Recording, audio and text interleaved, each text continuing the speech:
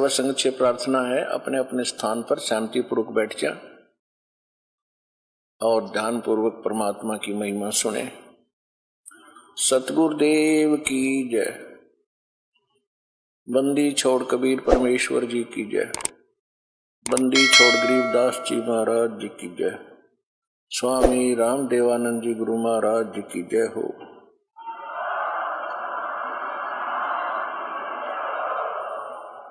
गरीब नमो नमो सतपुरुष को नमस्कार गुरु की नहीं।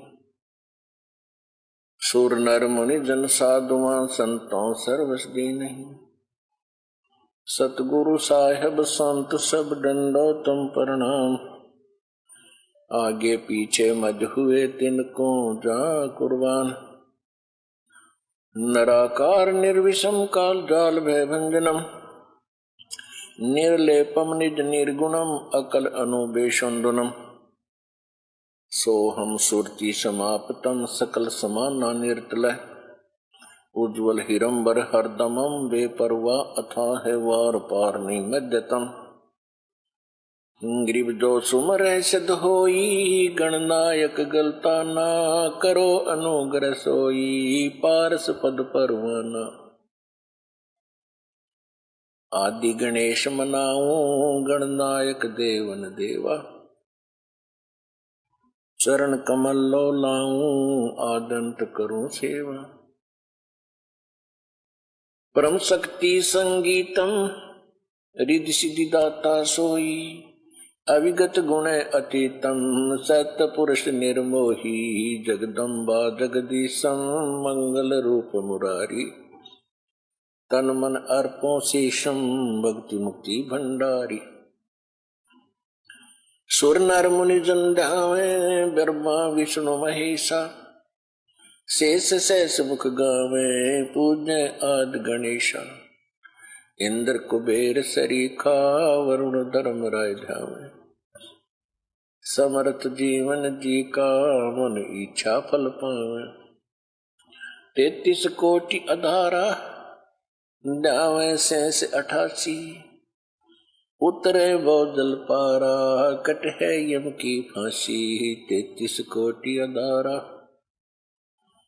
ध्यावे शेष 88। उतरे बहुजल पारा कट है यम की फांसी।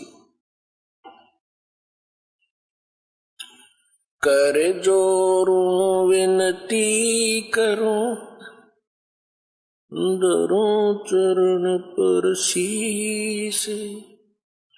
गुरु जी राम देवानंद जी महाराज ने दिया नाम बख्शीश। कोटि कोटि सजदा करूं कोटि कोटि प्रणाम। चरण कमल में राखियो मैं बांधी जाम गुलाम।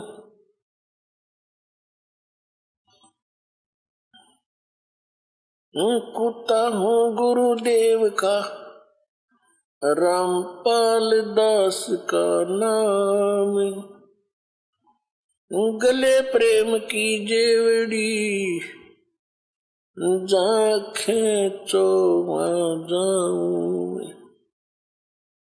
तो करो तो हो बावड़ू। दूर दूर करो तो जनाऊं। जो राखो तो ही रहूं। जो देवो सो खाऊं। परम पिता परमात्मा पूर्ण ब्रह्म सारी सृष्टि के रचने वाले कबीर परमेश्वर जी की असीम रजा से आप सभी पुण्यात्माएं सत्संग सुनने के लिए उपस्थित हुए। सौभाग्य आपका कि कुछ समय परमात्मा की महिमा सुनने का अवसर आपको प्राप्त हुआ। बहुत ही अच्छी किस्मत पाई है आप जी ने। और आपको वो सत्संग मिल रहा है जो इस विश्व में सबसे दुर्लभ वस्तु है। श्रीमद् वैसे सभी संतों ने बताया है कि मनुष्य जीवन बहुत ही दुर्लभ है, यानी बड़ी मुश्किल से प्राप्त होता है। मनुष्य जीवन प्राप्त करके सबसे दुर्लभ जो वस्तु है वो सतगुरु है। सतगुरु के विषय में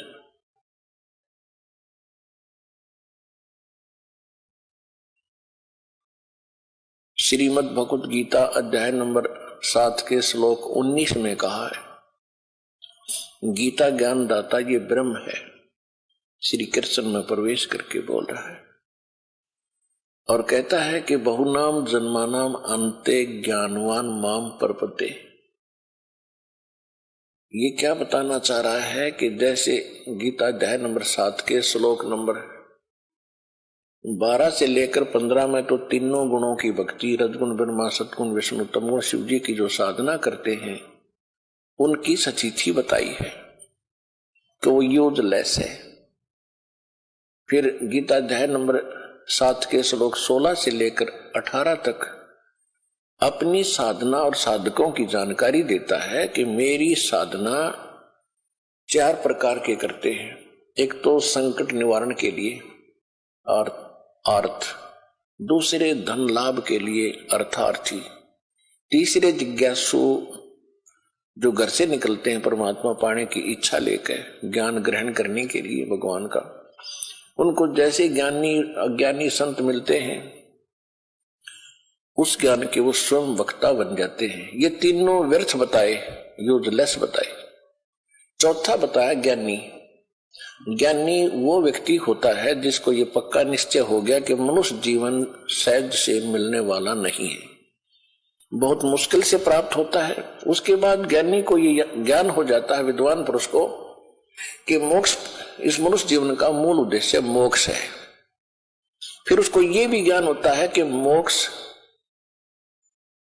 इन अन्य उपासनाओं से, अन्य देवताओं की उपासना से नहीं हो सकता, एक परमात्मा की भक्ति से मोक्ष होता है। ये ज्ञानी आत्मा होते हैं। 7वें अध्याय के 18वें श्लोक में गीता ज्ञान दाता, गीता ज्ञान देने वाला ब्रह्म कह रहा है कि जो ये ज्ञानी, चौथे प्रकार के जो ज्ञानी आत्मा है, ये बहुत ही उदार हैं, नेक हैं। परमात्मा पाने के लिए इन्होंने समर्पण कर दिया, अपने तन की परवाह भी नहीं की, हजारों वर्ष तक भूखे प्यासे बैठे रहे, लेकिन इनको वो तत्वदर्शी संत नहीं मिला जो चौथे अध्याय के 34वें श्लोक में जिसके बारे में कहा, जिस कारण से ये मेरे वाली घटिया जन्म मरण वाली ही स्थित गति में स्थित रहे, अनुत्तम घटिया में। अब ब्रह्म उपासना से कहा जाते हैं ब्रह्मलोक में। ब्रह्मलोक में गए हुए प्राणी भी जन्म मृत्यु में रहते हैं। 8वें अध्याय के 16वें श्लोक में स्पष्ट किया है। और गीता ज्ञानदाता ब्रह्म खुद कहता है दूसरे अध्याय के 12वें श्लोक में, चौथे अध्याय के 5 और 9 श्लोक में और 10वें अध्याय के दूसरे श्लोक में कि अर्जुन तेरे और मेरे बहुत जन्म हो रही है, आगे भी होते रहेंगे, तू नहीं जानता, मैं जानता हूं। गीता अध्याय नंबर 18 के श्लोक नंबर 62 में कहा कि अर्जुन तू सर्वभाव से उस परमेश्वर की शरण में जा, उसकी कृपा से तू परम शांति को और शाश्वत स्थान को प्राप्त होगा, सतलोक को। 15वें अध्याय के 4 श्लोक में कहा कि तत्वदर्शी संत मिल जाने के पश्चात परमेश्वर के उस परम पद की खोज करनी चाहिए, जहां जाने के बाद साधक फिर लौटकर संसार में कभी नहीं आते। इससे सिद्ध है कि गीता ज्ञान देने वाले से कोई और है पूर्ण परमात्मा, और उसकी भक्ति से ही लाभ होगा। और उसकी साधना तत्वदर्शी संत बताते हैं, वो सतगुरु होते हैं वास्तव में। तो कहने का भाव यह है कि अब हम आते हैं 7वें अध्याय के 19वें श्लोक में। ये क्या कहता है कि बहुनाम जन्मानाम अंते ज्ञानवान माम प्रपद्ये, कि बहुत बहुत जन्मों के किसी अंत के मनुष्य जन्म में, एकाध मनुष्य जन्म में, ये ज्ञानी आत्मा, ज्ञानवान बुद्धिमान व्यक्ति ब्रह्म तक की साधना, मेरे तक की साधना करते हैं मुश्किल से। और ये बताने वाला साधु वासुदेव सर्वमिति स महात्मा सो दुर्लभ है। ये बताने वाला संत कि न तो ब्रह्मा विष्णु महेश अन्य देवी देवताओं की भक्ति से मोक्ष होगा, ये वासुदेव नहीं है, ये सर्वशक्तिमान नहीं है, ये सबके ऊपर मालिक नहीं है। वासुदेव का अर्थ है जिसका वास, जिसका निवास, जिसकी प्रभुता सबके ऊपर हो, overall controller. Shri Krishna was not Vasudev, Shri Krishna ji Vasudev नहीं थे। ये तो वासुदेव इसके पिता का नाम था। वेदों में परमात्मा की उपमा लिखी है, उसमें वासुदेव लिखा है। तो ये हमारे ऋषि लोग उन्हीं सदग्रंथों से अच्छा नाम चुनकर बच्चे का रख देते थे। श्री कृष्ण वासुदेव नहीं था, वो तो वासुदेव का बेटा था, एक व्यक्ति का। वासुदेव परमात्मा की उपमा है, जिसकी प्रभुता सबके ऊपर है। ब्रह्मा विष्णु महेश एक एक विभाग के एक ब्रह्मांड में 3 लोकों पर मालिक है। ये कुल के मालिक वासुदेव नहीं है। रजगुण विभाग के ब्रह्मा जी, सतगुण विभाग के विष्णु जी, तमगुण विभाग के शिव जी। और ये कौन से? पृथ्वी लोक, स्वर्ग लोक और नीचे पाताल लोक, इन 3 लोकों पर इनका प्रभुता, इनकी प्रभुता है। और एक ब्रह्मांड में और भी लोक बहुत गने हैं, वहां भी इनका कोई जोर नहीं है। वहां ये ब्रह्म खुद कंट्रोल करता है। ऐसे ऐसे 21 ब्रह्मांड है। तो जो ब्रह्मा विष्णु महेश केवल इन 3 लोकों में एक एक विभागीय मिनिस्टर है। ये कुल मालिक नहीं है, ये वासुदेव नहीं है। इनके पिता ब्रह्म है, ज्योत स्वरूपी निरंजन काल है, इसको सरपुरुष भी कहते हैं। ये 21 ब्रह्मांड का मालिक है और 21 ब्रह्मांड का मालिक है, ये कुल का मालिक नहीं है। इसके बाद गीता अध्याय नंबर 15 के श्लोक नंबर 16 और 17 में 3 पुरुष यानी 3 परमात्मा बताए हैं, 3 प्रभु बताए, स्वामी। एक तो सरपुरुष, ये 21 ब्रह्मांड का स्वामी है, और दूसरा अक्षर पुरुष है, वो 7 संख ब्रह्मांड का स्वामी है। वो कुल का मालिक नहीं है, वो वासुदेव नहीं है। फिर 15वें अध्याय के 17वें श्लोक में कहा कि उत्तम पुरुष तु अन्य परमात्मा इति उदाहरत है, ये लोग तरम अविश्य विवर्ती अवेश्वर है। श्रेष्ठ परमात्मा पुरुषोत्तम तो इन दोनों से कोई और है, सरपुरुष और अक्षर पुरुष से। गीता अध्याय नंबर 8 के श्लोक नंबर 1 में अर्जुन ने पूछा कि आपने जो 7वें अध्याय के 29वें श्लोक में तत्ब्रह्म की जानकारी बताई है, वो तत्ब्रह्म क्या है? 8वें अध्याय के 3रे श्लोक में उत्तर दिया है गीता ज्ञान देने वाले इस ब्रह्म ने कि वो परम अक्षर ब्रह्म है। तो अब हम आते हैं 7वें अध्याय के 19वें श्लोक पर। बहुनाम जन्मानाम अंते ज्ञानवान माम पर्वते। बहुत बहुत जन्मों के अंत के किसी एक आध जन्म में ये ज्ञानी आत्मा मेरे तक पहुंचते नहीं तो आन उपासना में ही लगे रहते हैं। कोई देवी देवता, कोई मंदिर मस्जिद, यहीं तक सीमित हो जाते हैं।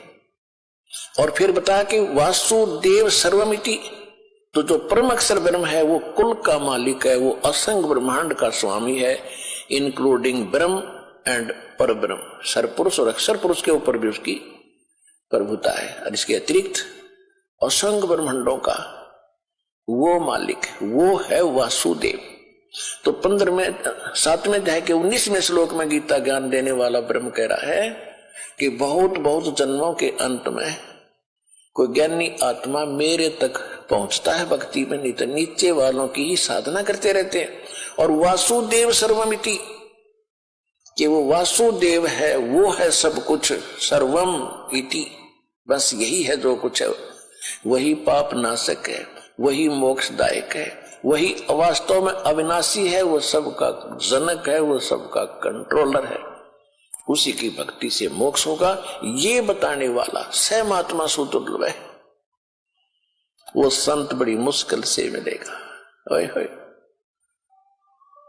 आज ये दास है वो और आपकी कितनी अच्छी किस्मत है कि आज ये दास आपको सुलभ हुआ। धन्य है आपके माता पिता जिनसे आपका जन्म हुआ। इसी के विषय में सूक्ष्म वेद में कहा कि एक पंजाब का रहने वाला एक राम राय उर्फ झुमकरा, गांवों में दो नाम रख लेते हैं व्यक्तियों के कई बार, उसका विशेष नाम था राम राय। ये सिंह तो बाद में रखने लगे नाम, पहले ऐसे ही नाम थे अपने हिंदुओं जैसे। इनके नाम तो अब भी हिंदुओं जैसे ही है, लेकिन आगे सिंह लगाने लगे। तो कहने का भाव है कि राम राय नाम का एक बहुत बड़ा किसान था, 900 बीघे का। उस समय का बीघा बहुत बड़ा होता था। वर्तमान का 5 बीघे का 1 एकड़ बनता है, तो वो 4.25 बीघे का अकेला होता था। इस 5, 5.5, 4.25 का। तो कहने का भाव ये है कि वो भगवान के चाहने वाला था। गरीबदास जी का कोई शिष्य, जब गरीबदास जी छुड़ानी विद्वान थे, गरीबदास साहिब जी को, आदरणीय गरीबदास साहिब जी को परमात्मा मिल चुके थे, उनसे ज्ञान प्राप्त ऊपर सतलोक सचखंड सब देख कर वापिस आ चुके थे। उसके बाद उन्होंने ये अमृतवाणी का लेखन कार्य करवाया था। उस वाणी से कुछ वाणी सिलेक्ट करके, जैसे ब्रह्मवेदी, मंगलाचरण, ये उनके शिष्य सुबह किया करते थे नित्यनेम रूप में, जैसे हम करते हैं। तो उनका एक शिष्य वासियर गांव, लुधियाना के पास है वासियर गांव, वहां पर गरीबदास जी के नाम से एक कुटिया भी बनी हुई है वासियर गांव पंजाब में। तो वहां एक वो गरीबदास जी का शिष्य, गर्मियों का मौसम था, रास्ते चल रहा था, रात्रि में वो वहां रुक गया रात में वृक्ष के नीचे। सुबह नहा धो के और सुबह का नित्य नियम करे था। उधर से ये राम राय अर्थात झुमकरा, वो सरदार जी स्नान करने, अब सुबह फ्रेश होने के लिए घूमने के लिए निकला था ब्रह्म मुहूर्त में। जब वो फ्रेश पुरुष होकर आया, उसने देखा कि कितनी अच्छी वाणी जो आत्मा को खींच रही है, ये कौन बोल रहा है। क्योंकि ये लोग, सरदार लोग जो सिख हैं, वाणी के बड़े ज्यादा कायल हैं, बहुत अच्छी तरह सुनते हैं, जल्दी इनको प्रभावित होते हैं इससे। तो उन्होंने देखा कि ये वाणी तो एक विशेष है जो खींच रही है आत्मा को। उसके पास जाकर बैठ गया। जब उस भगत ने अपने सारा नित्यनेम कर लिया, तब उसने पूछा झुमकरा जी ने कि हे भक्त, ये वाणी किसकी है। उन्होंने बताया कि हमारे पूज्य गुरुदेव जी की वाणी है। ये संत विद्यमान है वर्तमान में अखां जी, ये आज में अपने शरीर के अंदर है। और छुड़ानी गांव पूरा एड्रेस बता दिया, उन्होंने लिख लिया। 1-2 दिन के अंदर वो छुड़ानी पहुंच गया। गरीबदास जी के साथ चर्चा हुई और गरीबदास जी ने फिर सारा ज्ञान बताया। नानक साहिब जी को कौन मिले थे, कहाँ मिले थे, कैसे मिले थे, वो कौन है, वो परमात्मा है, सारी कहानी बताई। हम सुल्तानी नानक तारे दादू को उपदेश दिया, जात जुलाहा वेद न पाया, वो काशी महे कबीर हुआ। अनंत कोट ब्रह्मंड का एक रति नहीं भारे, सतगुरु पुरुष कबीर हैं ये कुल के सिरजनहार। जब खूब ज्ञान सुन लिया, सृष्टि रचना सुनाई, तब उस झुमकरा ने कहा था कि हे मालिक, हे भगवान, हे महात्मा जी, ऐसा ज्ञान तो आज तक कोई सुनाने वाला नहीं मिला। तब गरीबदास जी ने कहा था कि गुरु बिन काहुन पाया ज्ञाना, जो थो था बुछड़ मूड किसाना। गुरु बिन वेद पढ़े जो प्राणी, समझन सार रहे अज्ञानी। तत्व भेद कोई ना कहे रे झुमकरा, यू पैसे ऊपर नाच सुनो राई झुमकरा। कोटों मध्य कोई नहीं रे झुमकरा, अरबों में कोई गर्क सुनो राई झुमकरा। कि इस ज्ञान के जानने वाला जो मैं तुझे सुना रहा हूं, करोड़ संतों में नहीं मिलेगा, अरबों में मिलेगा तुझे, अरबों में। उसमें गरीबदास जी अरबों में ही थे, अकेले ही संत थे, लेकिन उस समय उनको ये सारे नाम देने का आदेश नहीं था। फिर उन्होंने बताया कि करोड़ों में भी कोई संत तुझे नहीं मिलेगा इस ज्ञान का जानकार, अरबों में मिलेगा, अरबों में। कोई गर्क mean complete in all respect, यानी सारे ज्ञान से संपूर्ण ज्ञान भी हो और भक्ति समाधान भी हो, कंप्लीट मंत्र भी हो जिसके पास। हमारे ये क्योंकि गरीबदास जी किसान थे, जाट थे, गांव छुड़ानी के, हरियाणा के। हरियाणा की लैंग्वेज में इन्होंने वो परमात्मा की महिमा अधिक बोली है। गर्क का अर्थ होता है, जैसे हमारे देसी हरियाणवी भाषा में कहते हैं कि ये लड़का ताकत में, हंगे में गर्क है। हंगे में यानी हंगा माने ताकत। जैसे कोई पहलवान हो तो उसने नो कहा करते भाई वो तो ताकत में गर्क है। गर्क माने कति गच है, यानी घना शक्तिशाली है। और दूसरे कहा करते जिसके पास घना धन होता है, यूं कहा करते यो तो धन में गर्क है, यानी ज्यादा धनवान होता। तो यहाँ उसी लैंग्वेज को प्रयोग करते हुए कहा है कि कोटो मध्य कोई नहीं रह झूमक रहा, अरबों में कोई गर्क कि इस ज्ञान में गर्क यानी कंप्लीट ताकत और खूब धनवान इस ज्ञान का और भक्ति शक्ति का कोई अरबों में एक मिलेगा। आज सारे संसार की आबादी 7 अरब के आसपास बताते हैं मनुष्य जीवन, मनुष्यों की। तो इन 7 अरब में एक दास है जो इस ज्ञान का जानकार, विश्व में कोई नहीं। तो आपका सौभाग्य है कि आपको मनुष्य जीवन मिला जो बहुत दुर्लभ, और वो सतगुरु मिल गया। बहु नाम जन्मा नाम अंते ज्ञानवान माम प्रभते, और वासुदेव सर्वमिति सहमात्मा सुदुर्लभ है। वो दास भी आपको मिल गया।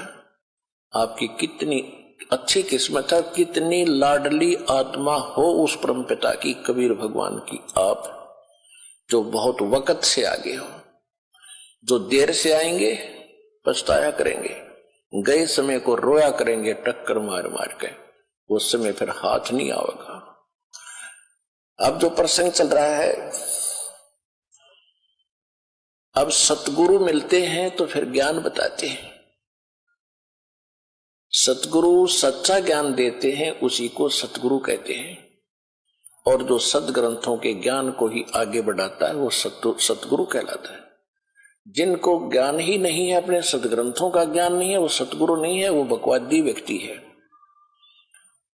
तो पुण्यात्माओं, और सतगुरु सत्संग करते हैं और सत्संग से फिर ज्ञान होता है। अब गरीबदास साहिब जी सतलोक में सारी व्यवस्था देखकर आए, भगवान की महिमा से परिचित हुए। उन्होंने क्या बताया है कि वाणी सुनाते हैं आपको। न्योली न्योल नाद सुभान गति, ये लड़े भुवंग हमेशे, जड़ी जान जगदीश है व्यसना व्यापै शेष। पुण्यात्माओं, ये सूक्ष्म वेद है। आपको तो 4 वेद ही ऐसी समस्या पैदा हो रही थी, ये 4 वेद ही नहीं समझ में आए थे, वो संस्कृत में थे।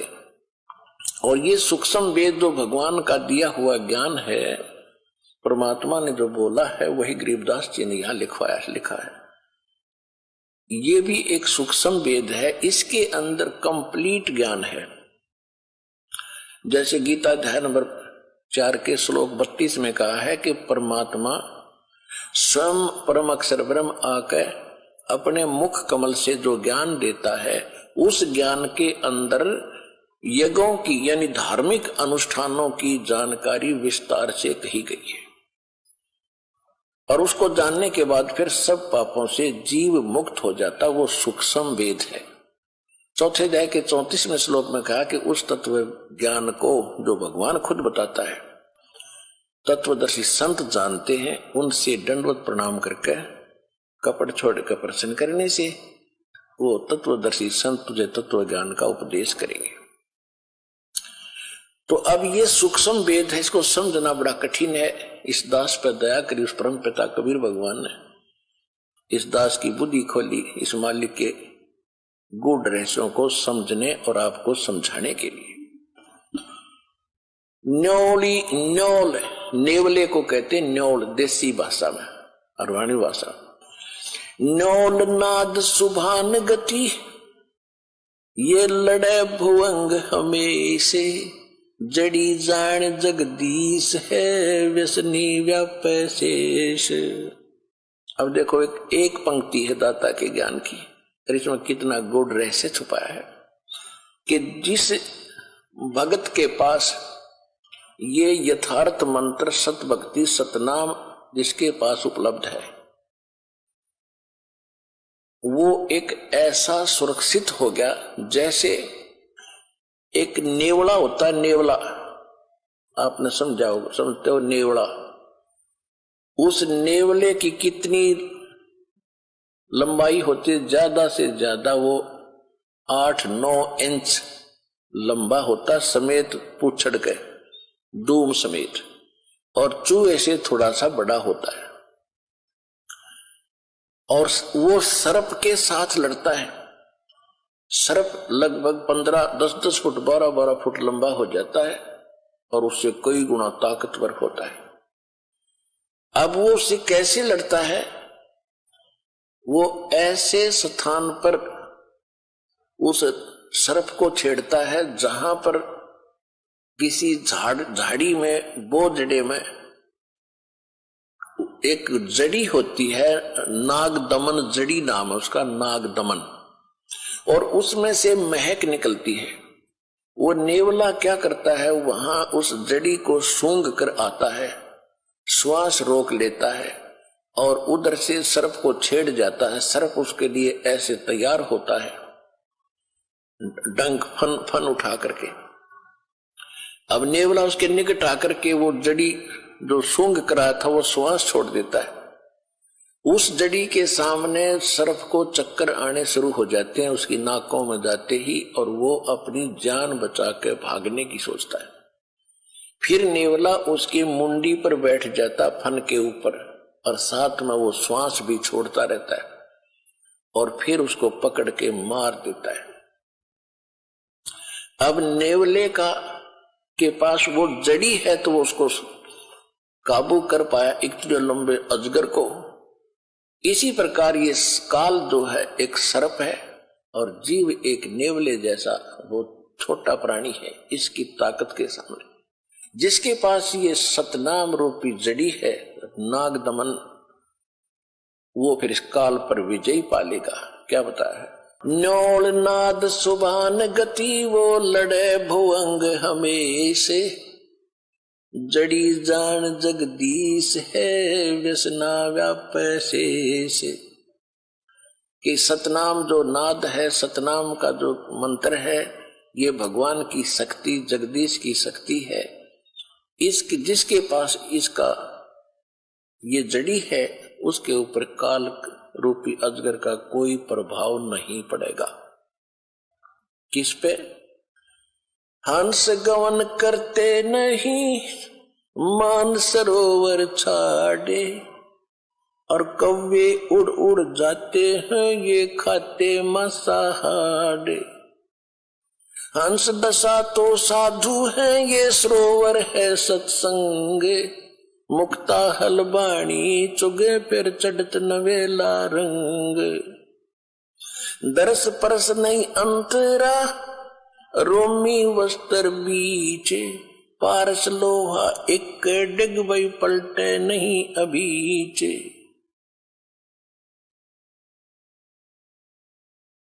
अब क्या बताते हैं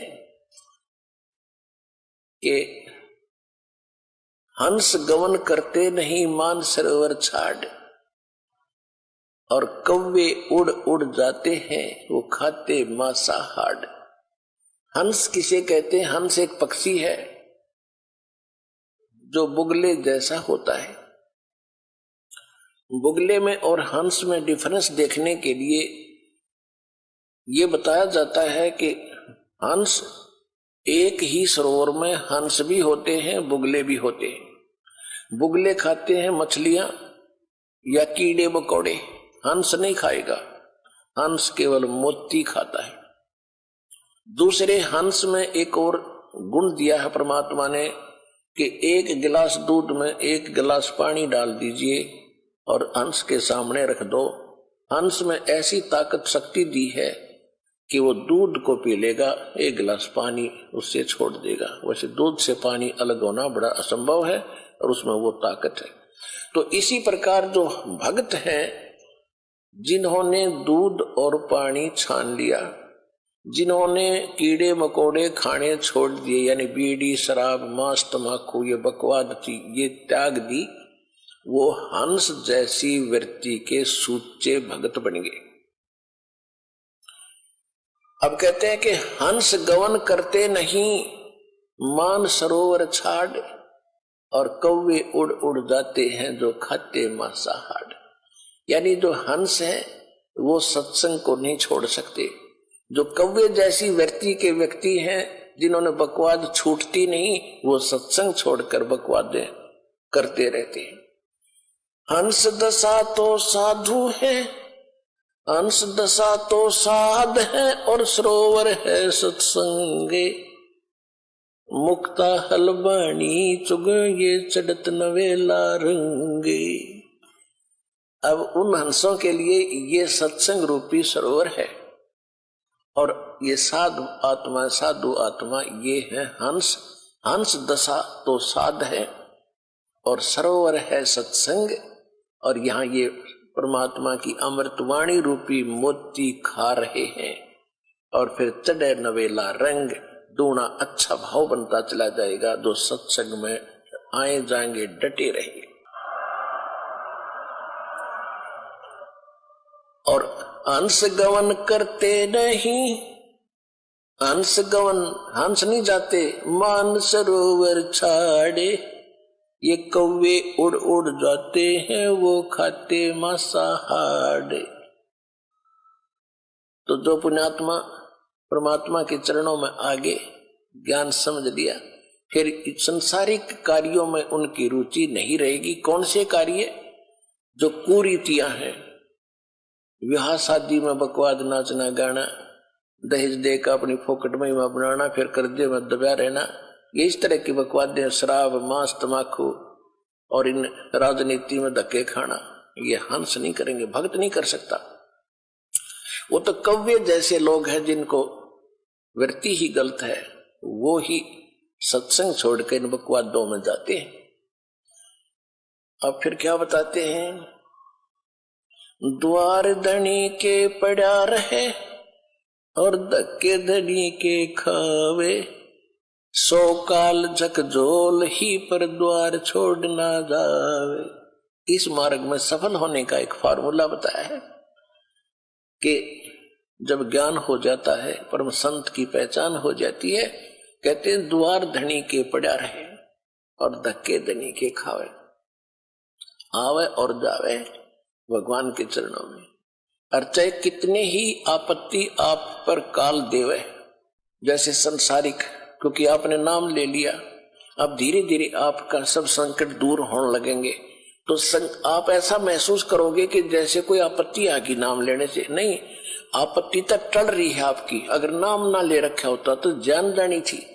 आपको कई भक्त मिलते हैं, कहते हैं जी नाम लेने के बाद मैं वहां से छोड़ कर आया हूं, मेरे ऐसी कुछ तकलीफ होगी। भले आदमी, वहां से तो नरक था, सीधा काल था, वो तेरी जान जानी थी। यहाँ आने के बाद तो तेरी जान बच गई छोटे मोटे इस दुख थे। तो क्या कहते हैं कि द्वार धनी के पड़ा रहे और धक्के धनी के खावे, और 100 काल झकझोल ही, काल बीच में बेशक झटके दे पर द्वार छोड़ नहीं जावे। अब जैसे आप यहां आते हो, सतगुरु क्या होते हैं? एक सतगुरु की उपमा ये भी है कि सतगुरु एक धोबी है और जीव है एक कपड़ा जो संसार के कर्मों में घना मैला हो गया। अब धोबी किसी का कपड़ा धोने के लिए आता है, राजा का भी होता है, अधिकारियों के भी होते हैं। उन सभी कपड़ों को कैसे धोता था वो? पहले तो उनको जल में भिगोता था और फिर उन्हें पकड़ कर पत्थर पर मट्टा मट मारा करता, गद्दा गद, जब तक मैल ना छूट ले, इतने मुक्कियां गिल्ला लातों के साथ, और फिर पत्थर पर पटक पटक मारे। तो उस कपड़े का दुश्मन नहीं है, और वो कपड़ा न्यू क्या बता, मैं तो गढ़ दिया इसने यू क्या करे। तो वो मैल निकाल रहा है आपके अंदर से, दोष निकाल रहे हैं परमात्मा। परमात्मा की शरण में आने के बाद छोटी मोटी कोई हरकत होती है तो गॉड गिवन समझना कि आपको पटका जा रहा है उस धोबी के गांठ की तरह।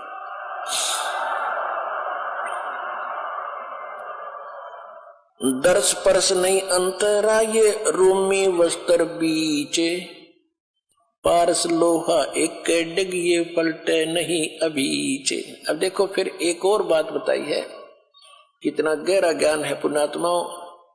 जब आप कोई सूक्ष्म वेद का ज्ञान होगा, आप दांतों तले उंगली दबाया करोगे कि आज तक हमने गीता भी पढ़ी।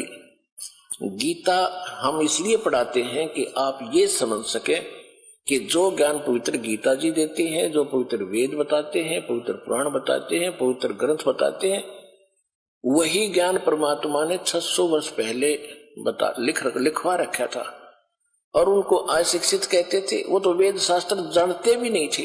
तो इससे सिद्ध होगा कि वो परमात्मा थे जो सब सदग्रंथों के परिचित भी थे, और उनसे भी हटकर जो उनमें ज्ञान नहीं वो भी बता दिया।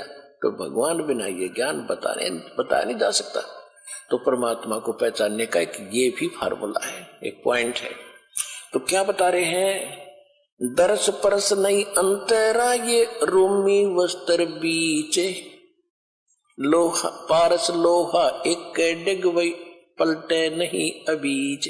एक पंक्ति में कितना गहराई वर्दी, कितने गुड रहस्य है। क्या बताते हैं कि आप यहाँ सत्संग में आते हैं और जिनके इन वचनों का असर नहीं हुआ तो वो कैसे है। कोट वर्ष करो संगत संतों की, कोट वर्ष करो संगत संत की, पत्थर का जल में क्या भीजे, एक चंदन बन में रंग ला दे, पर बांस बिटम भी ना सींचे। क्या बताते हैं कि जैसे सत्संग में भी आते हैं और फिर विकार भी करते हैं, उनके बारे में बताया है कि जैसे करोड़ वर्ष करो संगत संत की, संतों की, पत्थर का जल में क्या भीजे। जैसे पत्थर को जल में डाल दे चाहे 20 फुट नीचे गहराई में, और निकालने के बाद फिर उन दोनों टुकड़ों को तुरंत ही ऐसे रगड़ दो, तुरंत आग पाटेगी, चिंगारी पाटेंगी, निकलेंगी। इससे सिद्ध हुआ कि जल से तो असर होना चाहिए था, वो अंगारी नहीं पाटनी होनी चाहिए थी, नहीं निकलनी चाहिए थी, लेकिन उसके जल का असर नहीं हुआ, वो न्यो का न्यो पड़ा है, एज इट इज विकार उसमें। इसी प्रकार जो सत्संग में आते हैं उनको कहते हैं करोड़ वर्ष करो संगत संतों की, और पत्थर का जल में क्या भीजे, क्या भीगे, और चंदन बन में रंग ला दे, एक बांस बिटम भी ना सींचे। ये सूक्ष्म वेद की वाणी है, गरीबदास साहिब जी की वाणी है।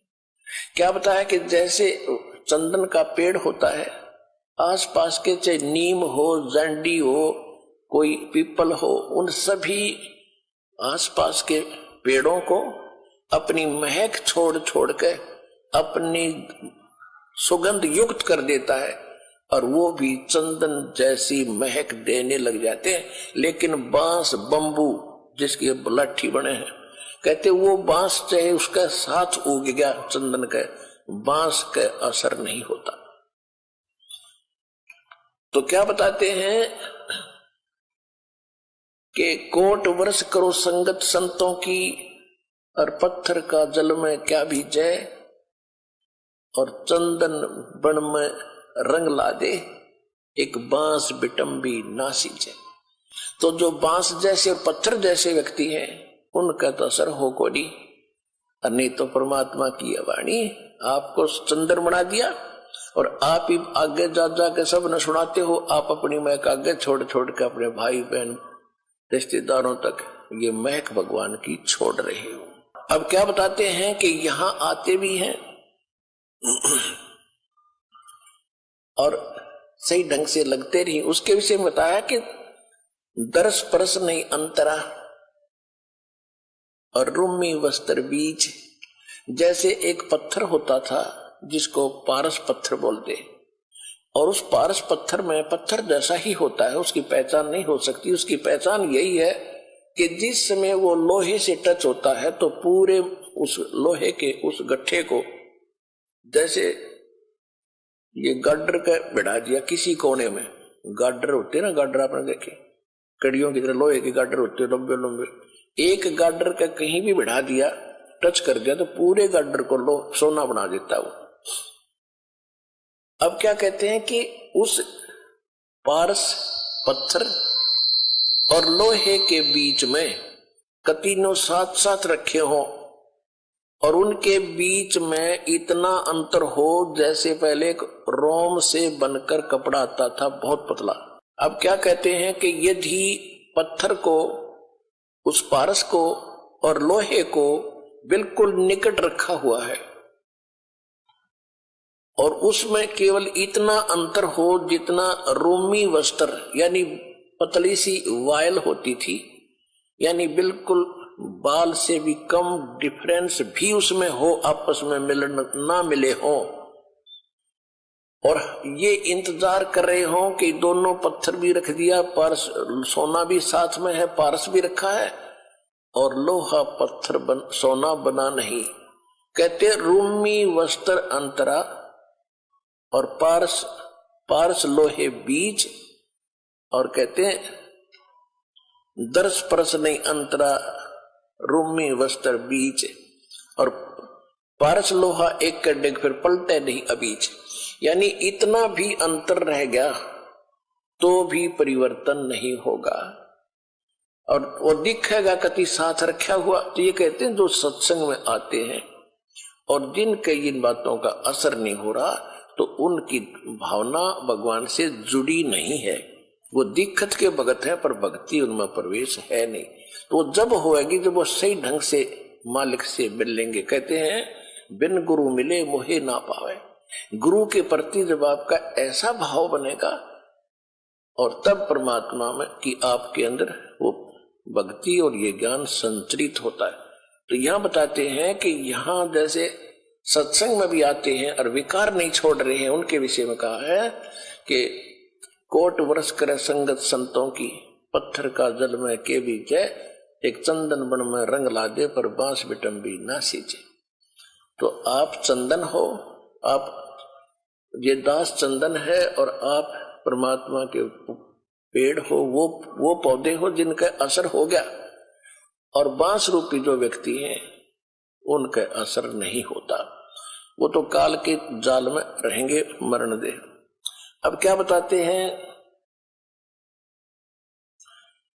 परमात्मा की शक्ति बताते हैं कबीर परमात्मा की कि 9 लाख नानक नाद में ये 10 लाख को रख तीर, लाख दत्त संगी सदा वो चरणों चर्च कबीर। 9 लाख नानक नाद में ये 10 लाख गोरख पास, चेलों की गिनती अंत अनंत संत पद में मिले ये कोट तेरे रविदास। रामानंद से लक्ष्य गुरु ये तारे सिसके भाव, चेलों की गिनती नहीं जो पद में रहे समाये। अब क्या बताते हैं कि कबीर परमात्मा वो समर्थ परमात्मा है, परम अक्षर ब्रह्म है, और परम अक्षर ब्रह्म की जानकारी सतगुरु ही देते हैं।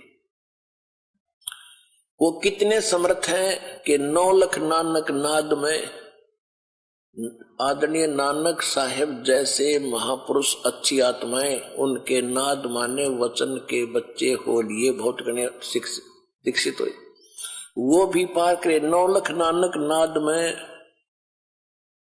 और 10 लाख गोरख तीर, और लाख दत्त संगी सदा चरणों चर्च कबीर। गोरखनाथ जी को बहुत बड़ा सिद्ध माना जाता था। गोरखनाथ जी को सिद्धों में सबसे ताकतवर सिद्धि वाला माना जाता रहा है। उन्होंने यहां तक चमत्कार कर दिए थे कि एक बार उनके बचंद्र नाम के गुरुजी काल प्रेरणा से एक सिंगल द्वीप के राजा की मृत्यु के उपरांत उस राजा के शरीर में प्रवेश करके वहां उसकी रानी को भोगने लगा। उससे 2 पुत्र हो गए। उसके बाद किसी ने गोरखनाथ को व्यंग कर दिया, किसी दूसरे नाथ ने, कि यदि तू ताकतवर है, इसी सिद्धि वाला है, तो अपने गुरु ने बचा ले। वो बकवाद करने लग रहा वहां सिंगल द्वीप के अंदर। तो गोरखनाथ जी वहां गए अपने गुरु जी को वहां से। उससे पहले क्या किया कि किसी ने बता दिया उस रानी को कि ये कोई सिद्ध आत्मा राजा के शरीर के अंदर है और उसकी राजा की आत्मा जा चुकी है और ये कभी भी छोड़कर जा सकता है इस शरीर को। इसका शरीर मिलेगा कहीं पर किसी गुफा में, ये छोड़ कर आया है। तो रानी ने नौकरों को आदेश दे दिया, क्योंकि उसने तो राजा चाहिए था, शरीर चाहिए था, चाहे उसमें कोई आत्मा हो। रानी ने ऐसा आदेश दे दिया कि कोई भी किसी संत का कोई शरीर मिला उसको फूंक दो। सभी ने घूम फिर कर, नौकरों ने गुफा में एक शरीर पाया, उसको जला दिया, वहीं पर राख कर दिया। रानी निश्चिंत होगी। फिर गोरखनाथ गए। गोरखनाथ जी पहुंच गए वहां पर। गोरखनाथ क्योंकि वहां जाने नहीं दिया गोरखनाथ जी को, तो उसको मना कर दिया था रानी ने। मुनादी चारों तरफ पहरे छोड़ दिए थे सीमा के ऊपर, कोई संत नहीं आ जा, क्योंकि साधु संतों ने यह भी बता दिया था कि एक गोरखनाथ नाम का इन मच्छंद्र जी का शिष्य है, वो आकर इनको निकलवा सकता है यहां से। तो रानी ने चारों तरफ सीमा पर भी ये पहरे बैठा दिए थे कि कोई साधु संत मेरी इस नगरी में प्रवेश ना हो जा। चारों तरफ कति बाढ़ लगा दी थी, एक गेट थाने का वहां पर पहरे छोड़ दिए थे। एक बार मच्छंद्र जी से उस रानी को पुत्र हुआ। फिर पुत्र का जन्मदिन हुआ किसी दिन। उसमें गाने बजाने के लिए बाहर से मंडली जानी थी और गोरखनाथ ने पहुंचना था। गोरखनाथ को जाने नहीं दे रहे थे। गोरखनाथ जी ने एक ढोलकी बजाने वाले का दस्त लगा दिया सिद्धि थे। वो बाहर से जो मंडली आई थी बाजे बूजे बजाने वाली, और इतने दस्त लगा दिए कि वो चल नहीं सके। तो वो चिंतित हुई मंडली के राजा के यहाँ जाना था, हमारी तो सजा भी होगी, पैसे भी। इनका भी क्या बात है, क्यों चिंतित हो कि ऐसे ऐसे हमारे एक साथी के दस्त लग गए, राजा के यहाँ जाना है। और एक ढोलकिया बिना बात बने नहीं ना। गोरखनाथ बोले मैं बजा दूंगा तो ढोलकी तुम्हारी। बोला ठीक है। तूने बजवा के देखी, सुर में सुर मिला दिया, अगवा बढ़िया काम चल गया। अब वहां आगे गोरखनाथ बैठे, मच्छंद्र नाथ बैठा राजा के शरीर में, अफलातून पाक्या सिंहासन पर, रानी बैठी बराबर में, दोनों 2 बच्चे हो गए थे, दोनों बच्चे गोदी में। अब वहां वो गा बजा रहे थे तो गोरखनाथ कह रहा था डुम डुम डुम, जाग मच्छंद्र जाग, तेरे फूट गए भाग, तो यहां से निकल, जाग मच्छंद्र जाग, तेरे फूट गए भाग। अब वो मच्छंद्र राजा के शरीर में बैठा, फटफड़ी ली। तब रानी से कहा कि इस ढोलकी वाले को रख ले या नौकर। ढोलकी वाला नौकर रख लिया। फिर उसको समझाया कि आप क्या उद्देश्य लेकर तो शिक्षा दिया करते थे, कहां फंस गए बीमारी में, चलो। तो कहने लगा मैं चलूं तो मेरा तो शरीर फूंक दिया, अब जाऊं कैसे, कि तो आप निकलो यहां से। वो शरीर छोड़कर निकल गए। वहां पर राख थी, उस राख के अंदर ये अस्थि बची हुई थी, अस्थि जिनको ये मरने के उपरांत किधर डाल का आगरा गंगा वंगा में छोटी मोटी बच रही थी, उनको इकट्ठी करके अपनी शक्ति से गोरखनाथ ने मच्छंद्र जी का शरीर बना दिया पूरा उसी एज का। और उसको प्रवेश कर दिया। अब फिर क्या था, अब देखो पुण्यात्माओं, ये है खेल। हम यहां फंसे रहे, हम यहां अड़गी बुद्धि के इतना महापुरुष, और देखो मुर्दे को भी जीवित कर दिया, शरीर भी नहीं था फिर भी शरीर बना दिया। ये जन्म जैसे अब ये चल रहा है ना, आपका प्राइम टाइम है ये, इसमें जो भक्ति करके पार ना हो ना, इनमें इतनी गजब की भक्ति संचित हो जाएगी और इन्हीं से सिद्धियां आती हैं। इसी भक्ति को अगर आप खराब करने लग जाओगे ना कुछ दिनों में, बिना ज्ञान के किसी का झाड़ा लान लागे वो ठीक हो जाएगा, और कोई किसी को आशीर्वाद दोगे वो फल लग जाएगा, आपके पंचर हो जाएगा। तो ये इतनी भक्ति इकट्ठी कर लेते हैं ये साधु संत इस समय में, अब जो चल रहा है, और ये पार हो नहीं पाते, ये फिर काल के फंस जाते और यही फिर आगे प्रसिद्ध होते रहते। फिर क्या होता है कि गोरखनाथ पिछले जन्म से सिद्धि युक्त था ऐसे। अब हम ये सोचते हैं भाई ऐसा महापुरुष हो तेरे की, ये तो भगवान ने है, इस ताकतवर और कौन होगा। अब उधर से जब मच्छंदर वो चला था, क्या नाम है, राजा निकल के वहां से, तो राजा ने क्या किया, एक थैले में सोने का असरफी डाल ली गणिए, आगे काम होंगे अपने भंडारा में। अब जब वो मच्छंदर का शरीर बना दिया, राजा का शरीर वहां छोड़ दिया, फिर वो झोला ठा के चला मच्छंदर, क्योंकि आत्मा तो वही थी जो सारी क्रिया कर, और उस थैले में के थी वो लोहे की, वो सोने की असरफी। तो आगे कुएं पर पानी पीने लगे तो मच्छंदर ने कहा कि ले गोरख संभाल कर रखिए इसको, इसमें बड़ी कीमती वस्तु है और सोने की असरफी है, 1 किलो पक्का ले रहा, 2 किलो पक्का, और संभाल कर। जब पानी पीने लगे गोरखनाथ ने वो थैला कुएं में उलट दिया, वो सारी असरफी सोने की कुएं में डाल दी, और मच्छंदर उस पर लाल हो रहा, निकम्मे तने क्या कर दिया, मूर्ख कहीं का, तेने अकल नहीं है। गोरखनाथ बोले गुरुदेव आप तो कति राज ऋषि बन गए, ब्रह्म ऋषि नहीं रहे। वहीं पर एक पहाड़ी थी छोटी सी, अपने मंत्र से उस पहाड़ी को सोना बना दिया गोरखनाथ ने। अब मच्छंदर को कहा कि ले गुरुदेव इन ठाले जितने डले चाहिए तेरे को।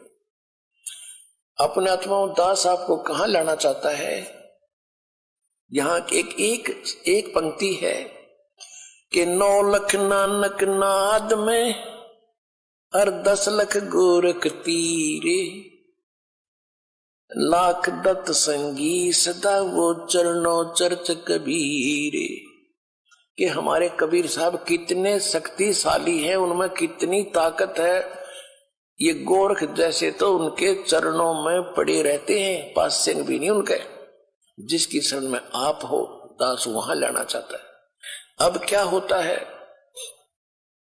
ऐसा सिद्ध पुरुष और जिसने ऐसी करामात कर दी, लेकिन वो पिछले जन्म जन्म के पुण्य संग्रहित थे इस समय के। आपको बहुत बार सुना है गरीबदास जी की वाणी में है कि शब्द महल में सिद्ध 24 हंस बिछोड़े विश्व बीसा। हमारे इस मंत्रों में यहाँ की तो अष्ट सिद्धि प्रसिद्ध है। हमारे ये इस मंत्र से, साधना से 24 सिद्धियां आ जाएंगी आप में, पर इनको प्रयोग ना करना। इन सिद्धियों की ताकत, सिद्धि बिना भी बात नहीं बने, सिद्धि से ही तो हमारी भक्ति रूपी जहाज चलेगा।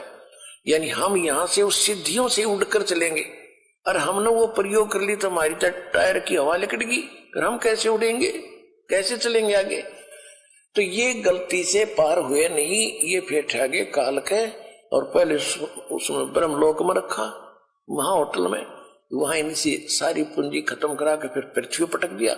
इनके पास फिर सिद्धि रह जाती है, भक्ति धन वहां खत्म करवा दिया। अब सिद्धियां पे ये माचे फिरे थे, फूले फिरे थे। तो इस प्रकार इस ज्ञान को समझ के फिर आप आगे बढ़ोगे, इन नकलियों के से भ्रमित नहीं हो पाओगे। तो फिर क्या हुआ, गोरखनाथ शरीर छोड़कर चला गया। ये क्या करते हैं कि ये मुक्त होते नहीं, ये पितृलोक में चले जाते हैं। और पितृलोक में वहां यहां से मरे हुए जो सिद्ध थे वो सारे वहां इकट्ठे हो जाते एक जगह, और ये भी वहीं चले जाते हैं। जैसे पितृ दादे परदादे मर गए, वो पितृ बन गए, और फिर कोई मरता है वो पितृ बनकर उन्हीं के पास जाता है, क्योंकि वो उन्हीं की पूजा कर रहा होता है, उन्हीं में आस्था होती है। इसी प्रकार ये साधु संत वहां चले जाते हैं। अब क्या होता है कि काशी में जो परमात्मा आए हुए थे कबीर परमेश्वर जी, कबीर परमेश्वर जी की आयु उसमें लगभग 10 वर्ष की थी, 10 वर्ष की आयु थी। और उधर से स्वामी रामानंद जी वैष्णव साधु थे, उनका बोलबाला बनारस में, काशी में, उस पवित्र नगरी में घना था। और जो नाथ परंपरा के थे, जो नाथ परंपरा के होते हैं शंकर जी के पुजारी, और वैष्णव परंपरा के वाले हैं विष्णु जी के पुजारी, तो नाथ परंपरा वालों का लगभग वहां सफाया सा हो गया था। लोग सभी वैष्णव धर्म को स्वीकार कर रहे थे। तो गोरखनाथ जी को भेजा गया वहां से पितरलोक से कि नाथों का तो नाश कर दिया रामानंद ने, और उसके साथ तू चर्चा करके उसने फेल करके आ, तब जनता इस नाथ पंथ को स्वीकारेगी। तो गोरखनाथ वहां आ गया, कहा काशी में, और आके उसने रामानंद जी के पास एक पर चिट्ठी भिजवा दी कि मेरे साथ चर्चा करो, गोष्ठी करो, ज्ञान गोष्ठी।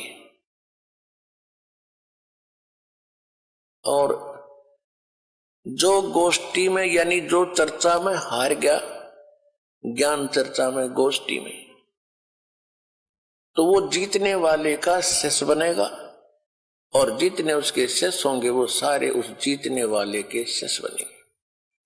अब रामानंद जी के पास केवल ज्ञान था और उसके पास केवल सिद्धि थी।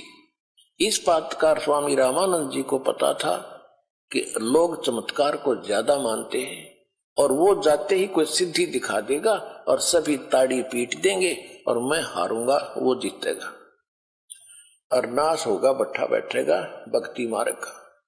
बहुत चिंतित था। और परमेश्वर कबीर साहब जी ने उनको हालांकि सब कुछ दिखा भी दिया था, और वो कबीर साहब उनके शिष्य भी हो चुके थे। वैसे लोग दिखावा शिष्य थे, लेकिन वास्तव में वो तो परंपरा निभाने के लिए शिष्य बने थे भगवान, और रामानंद जी को गुरु मानते थे। तो रामानंद जी से परमात्मा ने पूछा, कबीर जी ने, कि हे गुरुदेव, आज कैसे टेंशन ले रहे हो आप कुछ चेहरा उतरा हुआ लगता है, क्या समस्या आ गई, अपनी कोई संगत में दिक्कत आ गई है, क्या बात है? अब रामानंद जी ने बताया कि गोरखनाथ एक सिद्ध पुरुष आया है। उन्हें गोरखनाथ का नहीं पता था कि गोरखनाथ है, वो तो परमात्मा ने बताया कि तो गोरखनाथ है।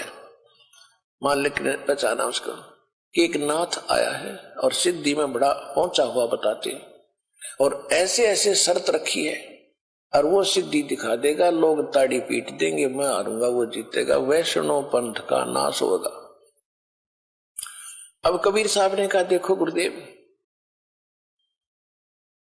वो भी संत हैं, आप भी संत हैं, हम आपके साथ चलेंगे, कोई बात नहीं, हार जीत तो होती ही है, देखते हैं उनको क्या कुछ ज्ञान गोष्ठी होती है। रामानंद जी को भी बुद्धि बदली परमात्मा ने हिम्मत दी, वो जान गए अगर जब कबीर साहब कह रहे हैं तो ये कोई बात नहीं, चिंता का विषय नहीं। कहने लगे ठीक है बच्चा, चलो। अब उस दिन अन्य जो शिष्य थे रामानंद जी के, उन्होंने अपना वैष्णव वाला वेशभूषा नहीं तैयार करी।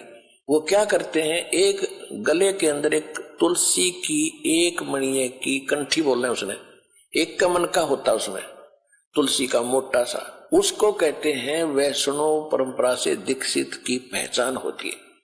और एक लंबा सा तिलक लगाते यहां से यहां तक, इस तरह एक फावड़ी लेते हाथ में, एक ऐसे, यानी वो एक झोली लेते हैं, झोली, ये उनका एक वेशभूषा होती है।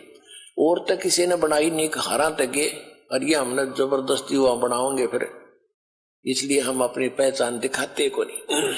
उस दिन कबीर साहब सारा वो वैष्णव परंपरा वाले सारे श्रृंगार करके गए, और गोरखनाथ जी को भिजवा दिया गया। ठीक है भाई, आपकी गोष्ठी का निमंत्रण हम स्वीकार करते हैं। उस स्थान पर पहुंच गए जहां वो स्थान निहित कर रखा था।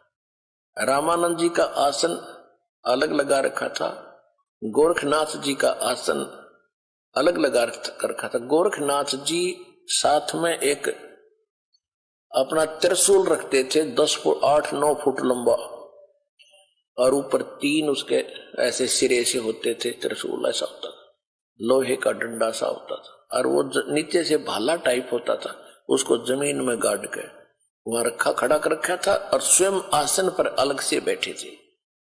उधर से रामानंद जी का आसन ऊंचा था। कबीर साहब अपने गुरुदेव के चरणों में बैठ के नीचे, जैसे एक सुयोग्य शिष्य ने भूमिका करनी चाहिए, ऐसी कर रहे थे।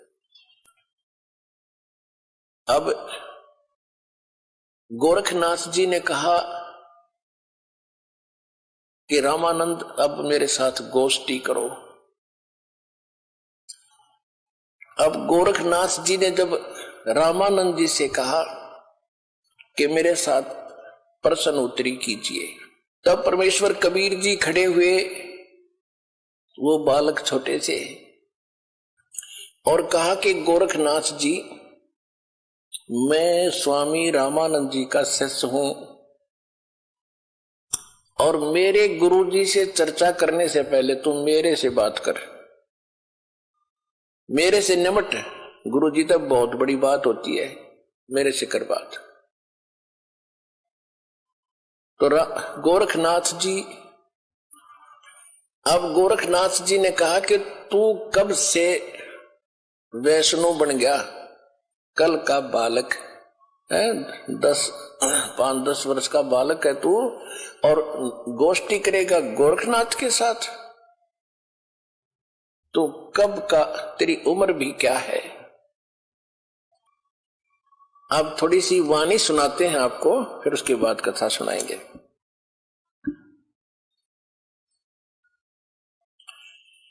योगी गोरखनाथ प्रतापी, तासो तेज पृथ्वी कापी, काशी नगर में सो पग पर ही, रामानंद से चर्चा करही।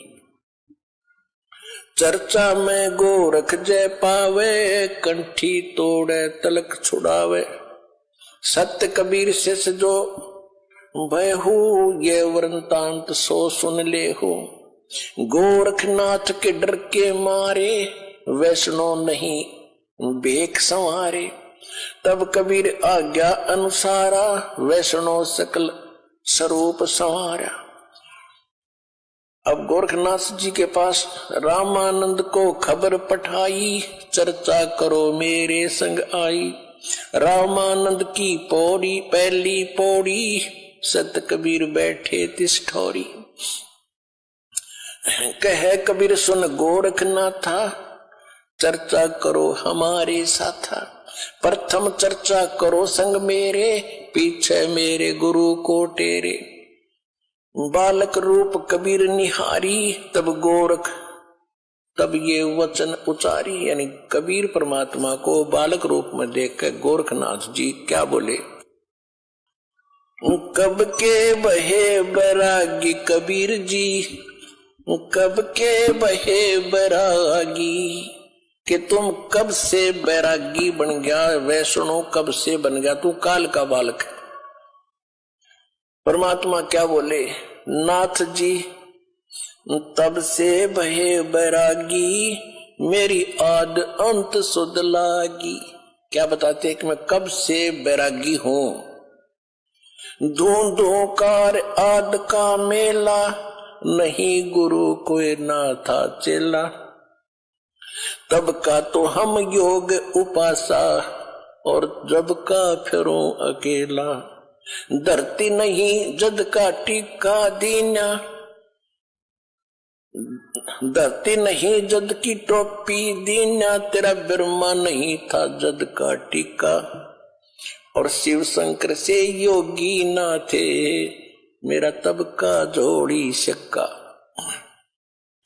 द्वापर की हम करी फावड़ी, त्रेता का हम दंडा, सतयुग मेरी फिर दुहाई, और कलयुग फिरो नौखंडा। गुरु के बचन साध की संगत, अजर अमर घर पावे, कह कबीर सुनो हो गोरख, हम सबको तत्व लखावे। कि ए गोरखनाथ, मैं जब तक ना ब्रह्मा था ना विष्णु था, उससे पहले का हूं मैं। इस बात को सुनकर गोरखनाथ जी को ने क्या पूछा, अरे क्यों बात बना रहा है तू भक्त, तेरी उम्र क्या है? अब क्या बताते हैं परमात्मा, जो बूझे सोए बावड़ा, जो बूझे सोए बावरा, क्या है उम्र हमारी, असंख्य योग पर ले गए हम तब के ब्रह्मचारी, कोटि निरंजन हो गए पर लोक सिधारी, हम तो महबूब हैं भाई सदा ब्रह्मचारी। अरबों तो ब्रह्मा गए ये 49 करोड़ कन्हैया, तेरे 7 करोड़ तेरे शंभू मर गए, मेरी एक नहीं पलैया। ओए होए, कहते हैं करोड़ों निरंजन मर गए, अलख निरंजन 21 ब्रह्मांड के स्वामी, और कहते हैं अरबों तो ये ब्रह्मा मर गए, और 49 करोड़ विष्णु ये तेरे कन्हैया, और 7 करोड़ तेरे शंभू मर गए, मेरी एक नहीं पलैया।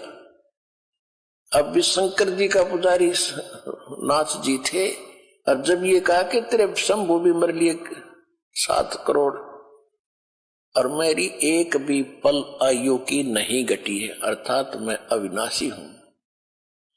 कोटन नारद हो गए ये मोमंद से चारी, देवताओं की गिनती नहीं ये क्या सृष्टि बिचारी, नहीं बूढ़ा ना बालक और ना कोई भाट बेखारी, कहे कबीर सुनो हो गोरख यह उम्र हमारी।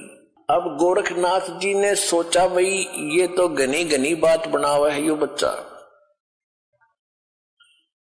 और सुनने वाले खुश हो रहे थे। एक छोटे से बालक ने कितना गजब का उत्तर दे दिया। अब ताड़ी पीटने वाले थे इतने में गोरखनाथ ने क्या किया, जो उसने त्रिशूल गाड़ रखा था, त्रिशूल आसन से उठा, सिद्धि से नो का नो आसन पदम लगाए लगे ऐसा उठा और उस त्रिशूल के ऊपर जा बैठा। और परमात्मा ने क्या किया, परमात्मा ने कहा कि गोरखनाथ अब मैदान छोड़कर भाग मत, आपकी और हमारी ज्ञान गोष्ठी की बात हुई थी, ये ड्रामेबाजी दिखाने की नहीं, ये जादूगरी दिखाने की बात नहीं हुई थी, ज्ञान की बात हुई थी। और ज्ञान कर बैठ ढंग से आकर यहाँ आसन पे, ये ड्रामा क्या दिखा रहा है। लोगों ने ताली पीट दी क्योंकि वो बैठ गए ऊपर जाके। तो गोरखनाथ ने कहा कि अगर तुम्हारे अंदर कोई ताकत है भगवान की, मेरे बराबर आकर बैठ, तब मैं गोष्ठी करूंगा तेरे से। जमीन से 8-9 फुट ऊपर त्रिशूल के ऊपर जज कर बैठा सिद्धि थे। परमात्मा को तो पता था ये बालक कितनी क्या हरकत करेगा। परमात्मा जो सूत होते थे, सूत कपड़ा बुनते थे, और सूत की एक कुकड़ी, बोलना हरियाणा में कुकड़ी, जो चरखे में माताएं काटा करती थी, वह इतनी मोटी हो जाती थी, धागे की रील सी, वह जेब में डाल रहे थे पूरी। कबीर साहब ने क्या किया कि उस धागे का एक हिस्सा पकड़ के और वो कुकड़ी यानी वह रील ऊपर न फेंक दी, वह ऐसे खुलती खुलती और सीधा 150 फुट की ऊंचाई पर जाकर ऊपरला एंड खड़ा हो गया, स्ट्रेट नो का नो, मालिक की ताकत से। और परमात्मा वहां से उठे और उसके ऊपर के एंड पर जाकर बैठ गए। ये देखो, अब वो नाथ जी बोलना सा दिखे, 150 फुट का 9 फुट ऊंचाई। अब गोरखनाथ जी, कबीर साहब ने कहा कि ले नाथ जी, अगर बराबर बैठ के ही चर्चा करनी है तो आ जा बेटा यहाँ हमारे बराबर में। अब देखो, ऐसी बात नहीं है कि गोरखनाथ तो आकाश में उड़ जाता था, उड़ सकता था, लेकिन एक तो चुंबक होता है, परमात्मा तो सिद्धियों के भंडार हैं। और सिद्धि क्या, जैसे यह घड़ी है, यह सिद्ध कर दी मैकेनिक ने, अरे यह चल रही है सुइयां, और इसको चुंबक के सामने कर दो, वहीं स्थिर हो जाएंगी, चल नहीं सकती। तो वो सिद्धियां परमात्मा ने पहले उसकी सिद्धि फेल करी। अब गोरखनाथ जी ने सोचा ऊपर न उठो, थोड़ा सा उठा, धड़ाम दे से नीचे आके गिरा। भाई की डूडी और डिग्गी होती।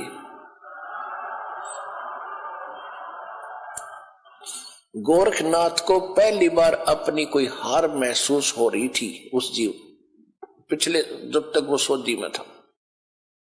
और कहते पहलवान होता है ना, तो काटे के जो रेसलर होते हैं वो तो थोड़ी सी बात पर समझाते कहाँ मेरी हार होगी, और जो कंचने से होते हैं ना वो दे चढ़वा के मान्या करें। अब गोरखनाथ समझ गया कि ज्यादा बहस करने की कोई आवश्यकता नहीं, ये कोई आम व्यक्ति नहीं है। तब उसने कहा कि हे कबीर जी, आप नीचे आ जाओ, अब मैं आपसे आपका ज्ञान सुनूंगा। तब परमात्मा ने उसको सारी सृष्टि रचना सुनाई। तो परमात्मा ने कहा कि आपकी एक शर्त भी थी कि जो हारेगा वो चेला बनेगा। आप हार गए, अब बनो चेला मेरा। गुरु जी का तो बाद में बनिए, पहले मेरा बने। तो वो कहने लगा, जी ऐसा है, मैं कुछ ज्ञान और सुनूंगा, मैं प्रश्न उत्तर करूंगा।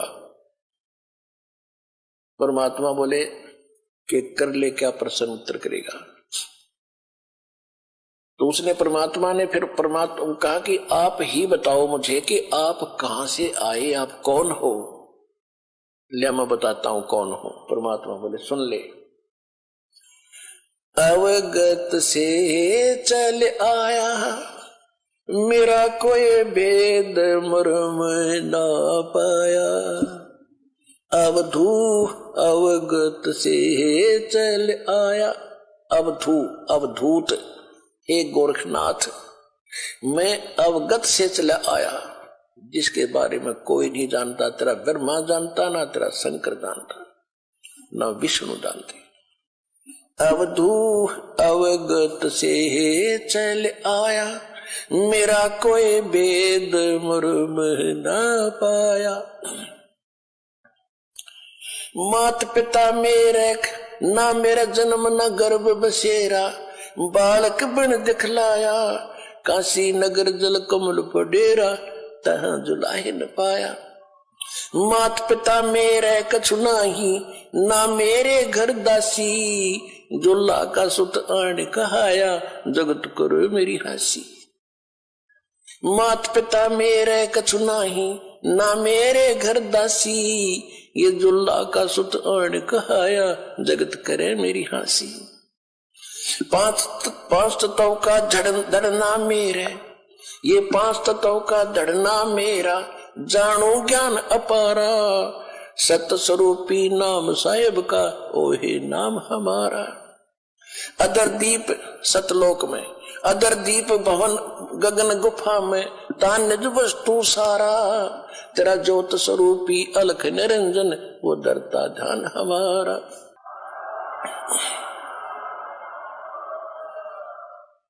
अदर दीप और गगन गुफा में, तान वस्तु सारा, तेरा ज्योत स्वरूपी अलख निरंजन, वो डरता ध्यान हमारा। हाड चाम लहू ना मेरे, हाड चाम लहू ना मेरे, कोई जाने सतनाम उपासी, तारण तरण अव्यय पद दाता, मैं हूं कबीर अविनाशी। हाड चाम लहू ना मेरे, कोई जाने सतनाम उपासी, तारण तरण अव्यय पद दाता, मैं हूं कबीर अविनाशी। अपने आत्माओं सूक्ष्म वेद में फिर गरीबदास जी ने बताया है कि गोरखनाथ सिद्धि में भूला, यथार्थ मार्ग को छोड़कर सिद्धि में भूल गया मार्ग को। गोरखनाथ सिद्धि में भूला और टूणे टामण हांडे फूला। ये मुर्दे तक को जीवित कर दे, पहाड़ को सोना बना दिया इनको तो गरीबदास जी कहते हैं वो मूर्ख टूने टामण करता फिरता था, उसको क्या मिला जीवन में? महिमा तो होगी पर मोक्ष रह गया। मन तो सुख के सागर बस रे भाई और न ऐसा यस रे, भाई तो सुख के सागर बस रे भाई और न ऐसा यस रे। देखो इसको कहते तत्व ज्ञान, इसको कहते सुख संवेद। अब हम एक ही बात को सुनकर उसकी महिमा गाते रहते थे, उसी के गुण गाते रहते थे, हमें पता नहीं था। इतने जबरदस्त सिद्धियां दिखाने वाला व्यक्ति और कति जीरो था, -0 था अध्यात्म मार्ग में। अब गोरखनाथ कहते हैं गोरखनाथ सिद्धि में भूल्या और टूने टामण हंडे फुल्या, और जंतर मंत्र जोग निभाई और काल चक्कर जम जोरा खाई, तुम हो जम की फर्दी माही।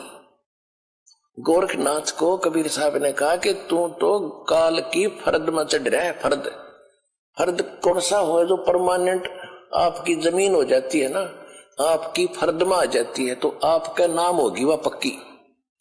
तो परमात्मा ने कहा कि तू तो काल की फर्द में चढ़ रहा है, काल का फिर गधा बनेगा अगले जन्म में। ये तो सिद्ध पाक क्या महिमा होगी तेरी। सिद्ध नहीं ये गधे हैं जो जाने नहीं सतनामा। कहते जिनके पास सतनाम नहीं वो आज भी गधे हैं, वो सिद्ध नहीं है, हम उसको सिद्ध पुरुष कहते। तो गोरखनाथ जी ने जब ये ज्ञान सुना, उसने सोचा भी इसको फालतू छेड़ने की जरूरत नहीं है, ज्ञान में यू तुझे कतई नहीं जानते, सिद्धि में भी उसके जचगी। फिर उसका फिर भ्रम रह गया थोड़ा सा, कहने लगा जी एक बार गंगा के किनारे चलो।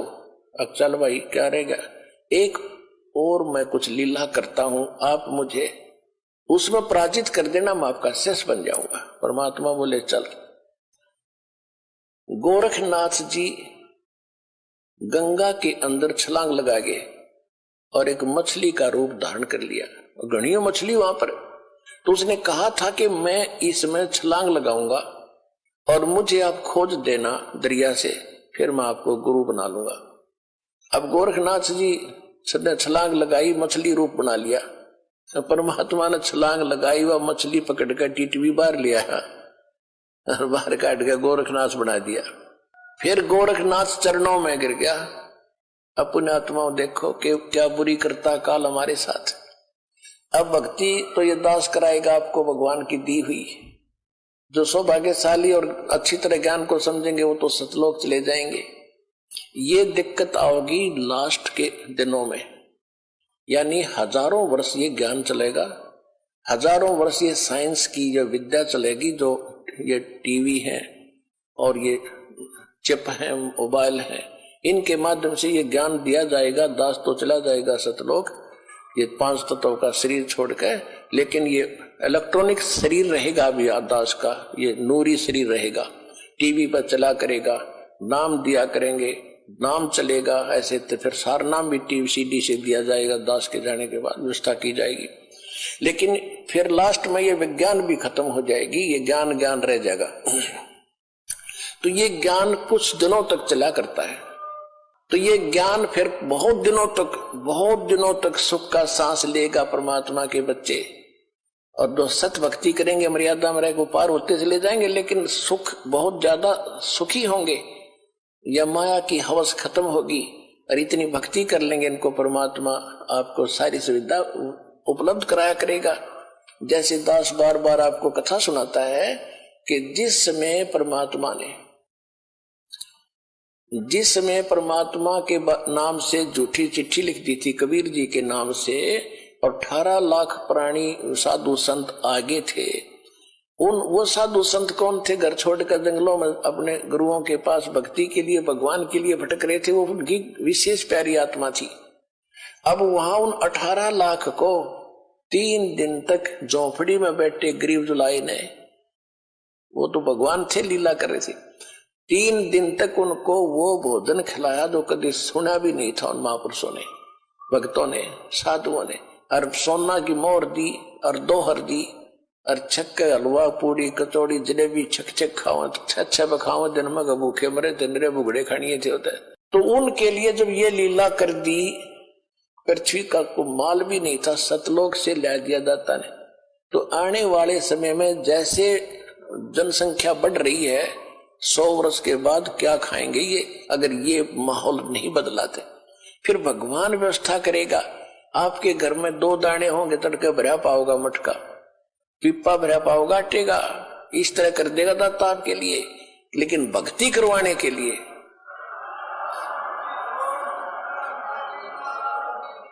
ये उनकी करेगा जो भक्ति करेंगे, और जो बकवाद चाहोगे वो अपना करते रहियो। ठीक है, जैसा भक्ति भजन करेंगे उनका लाभ मिल जाएगा, लेकिन वो उसमें से खड़ी रह जाएंगे। तो इसलिए फिर गोरखनाथ जी ने परमात्मा के चरणों में मत्था टेका, उनके शिष्य बने। अब देखो कितनी बढ़िया धोखा होता हमारे साथ। अब जो इस भक्ति को करके और पार हुए नहीं, देख कितना बड़ा बखेड़ा होगा उनकी जान में। कोई तो जाएगा, जैसे पूरी साधना करते हो आप, प्रथम मंत्र में गणेश जी का, विष्णु जी, लक्ष्मी का, ब्रह्मा जी, सावित्री जी का, शंकर भगवान, पार्वती का, दुर्गा जी के, ये सब नाम जाप करते हो। जो पार नहीं हुए, फिर ये आप अपने इस पुण्य की कमाई इनके लोकों में जाकर बहुत अच्छी सुविधाएं प्राप्त करके वहां ठाठ से देवता बनकर रहोगे। लेकिन बैंक बैलेंस भक्ति का आपका खत्म होगा। जो वहां से खत्म हो गए, फिर ओम नाम का जाप जो सतनाम के साथ आपने जाप किया वो ब्रह्म का बन जाता है। फिर ब्रह्मलोक में जाओगे, ब्रह्मलोक में हजारों युगों तक रहोगे, इतनी गजब की कमाई हो जाएगी आपकी। ब्रह्मलोक में जब पूंजी खत्म हो जाएगी, फिर आपको पृथ्वी पर पटकेंगे, पृथ्वी पर राजा बन जाओगे, कुछ सिद्ध बन जाते हैं जैसे गोरखनाथ जैसे, और फिर दुनिया में प्रसिद्ध हो जाते हैं। कर्म बिगड़ते बिगड़ते ऐसे बिगड़ जाएंगे, फिर गधे बन जाएंगे।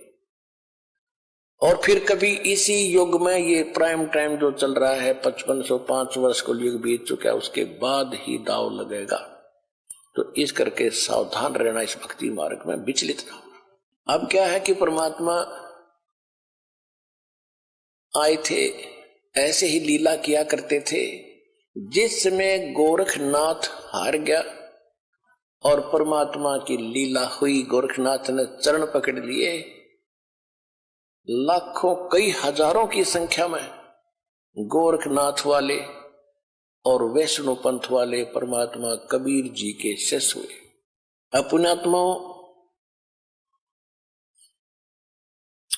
हमने परमात्मा की महिमा लीला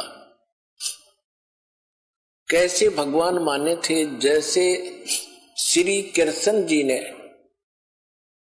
श्री कृष्ण और अर्जुन ने एक वेश बदलकर साधु संत का रूप बनाकर मोर ध्वज राजा के घर गए थे। जिस दिन वो अपने पुत्र को ताम्र ध्वज को राज तिलक करना चाहता था, और उसके उपलक्ष्य में उसने एक साधु संतों को आमंत्रित कर रखा था। एक यज्ञ का अनुष्ठान था। उस यज्ञ के अंदर एक कंडीशन होती थी कि जो साधु संत खाने को मांगे वो देना पड़ेगा, नहीं तो यज्ञ नहीं मानी जाएगी। तो ये दोनों चले गए। अर्जुन के मन में एक दोष आ गया था। अर्जुन कह रहा था चे भगवान, क्योंकि ये शिष्य भी था अर्जुन, और अर्जुन कृष्ण का शिष्य था और रिलेटिव भी था। तो कह रहा था जी मैं आपका सेवक हूं, ऐसा कोई और नहीं है पृथ्वी पे।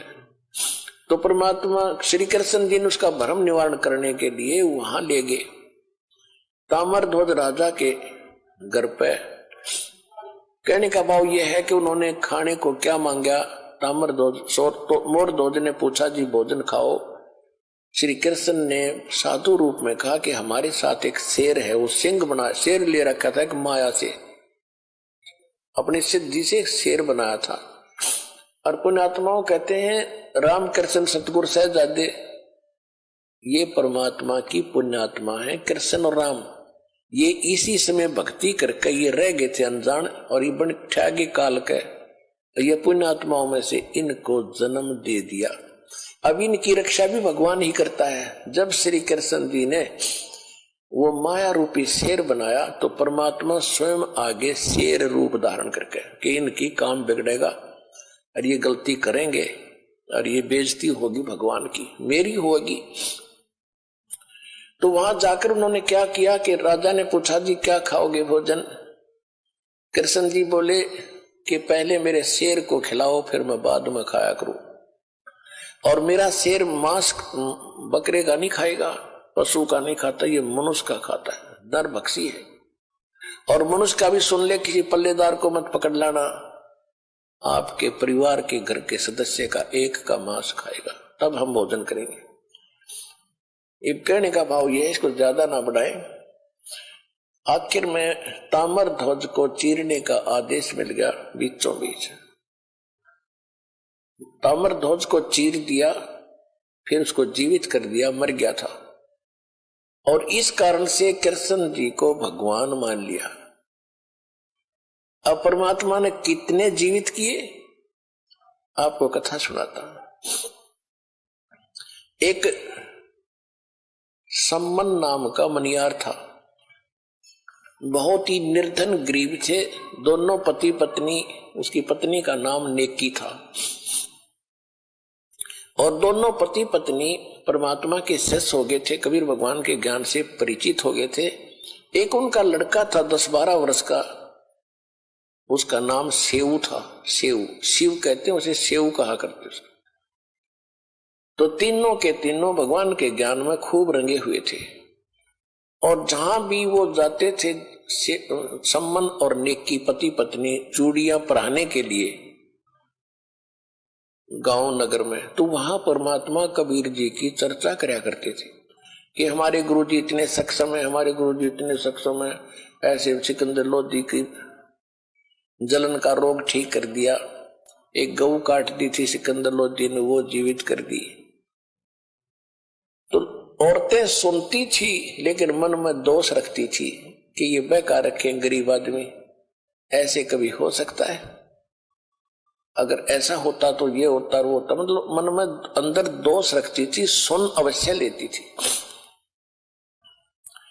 एक दिन क्या हुआ कि कबीर परमात्मा जी उनके घर चले गए। अचानक घर चले गए तो क्या देखा कि खाने का के लिए पूछा, 3 जने थे। इसी प्रकार एक कबीर परमात्मा जी ने एक कमाल नाम के लड़के को, 12-13 वर्ष की आयु का था, उसको मुर्दे को जीवित किया था। एक शेख तकी नाम का मुसलमान पीर था जो परमात्मा कबीर जी से ईर्षा रखता था। उसने ये शर्त रखती थी कि कोई मुर्दा जीवित कर देगा कबीर सिकंदर लोधी राजा के सामने, ये शर्त रखती थी दिल्ली के बादशाह के सामने कि यदि कोई मुर्दा जीवित कर देगा कबीर तो मैं कबीर जी को अल्लाह का अवतार मान लूंगा, नहीं तो नहीं मानूंगा। और मुसलमानों को कह दूंगा कि राजा काफिर हो गया है और काफिर को गुरु बना लिया है। सिकंदर लोधी चिंतित हुए, तब कबीर साहब ने कहा था कि टेंशन ना ले राजा, इसको कह दे कोई मुर्दा मंगा ले। परमात्मा की दया हुई, जिस दरिया के ऊपर बैठे थे ठहरे थे वहीं पर एक मुर्दा बालक, घर वालों ने उसको अंतिम संस्कार करके, मृत्यु हो चुकी थी बालक की, वो 100 भेज देते, जल प्रवाह कर दिया। कई कबीले ऐसे होते हैं जो दफनाते नहीं, जलाते भी नहीं, वो जल प्रवाह कर देते। वो बच्चा मरा हुआ आ रहा था 100, तब कबीर साहब ने, सब हजारों की संख्या में सैनिक थे, अंगरक्षक थे, उस बच्चे को जीवित कर दिया था और वो बच्चा फिर परमात्मा के साथ बालक रूप में रहा था। परमात्मा का अपना कोई बच्चा नहीं था। तो सभी ने कहा था जब लड़का जीवित हो गया कि कमाल कर दिया, कमाल कर दिया भगवान, आपने कमाल कर दिया, उसका नाम कमाल रख दिया। वो बच्चा भगवान के साथ परमात्मा ने पुत्र रूप में पाला। एक दिन उस कमाल का ये भ्रम हो गया था कि मेरे जैसा सेवक भगवान आपका और नहीं। अब उसकी फड़क निकालने के लिए गोरखनाथ, एक शेख फरीद जो परमात्मा, वो पहले गलत डलेड हुआ था, कुएं में भी लटक गया था, परमात्मा वहां पहुंचे थे और उससे कहा था कि भले आदमी तू क्या कर रहा है? कि मैं भगवान को दर्शन करने के लिए कुएं में उल्टा लटका हुआ हूं, तपस्या कर रहा हूं। तो परमात्मा ने कहा था कि मैं हूं वो भगवान, अल्लाह अकबर, जिसकी तू खोज कर रहा है। तो शेख फरीद कहने लगे कि बकवाद ना करे भगत, भगवान ऐसा थोड़ा ही होता है, भगवान देखा थोड़ा ही जाता, तो निराकार है, वो बेचून है। परमात्मा ने कहा भले आदमी, यदि परमात्मा निराकार है और आप उसके दीदार के लिए कठिन तपस्या कर रहे हो कितने वर्षों से, अब कुएं में भी अंतिम सांस गिन रहा है उसके दर्शनार्थ, और उधर से कहो निराकार है, तो दर्शन खा के करोगे तुम।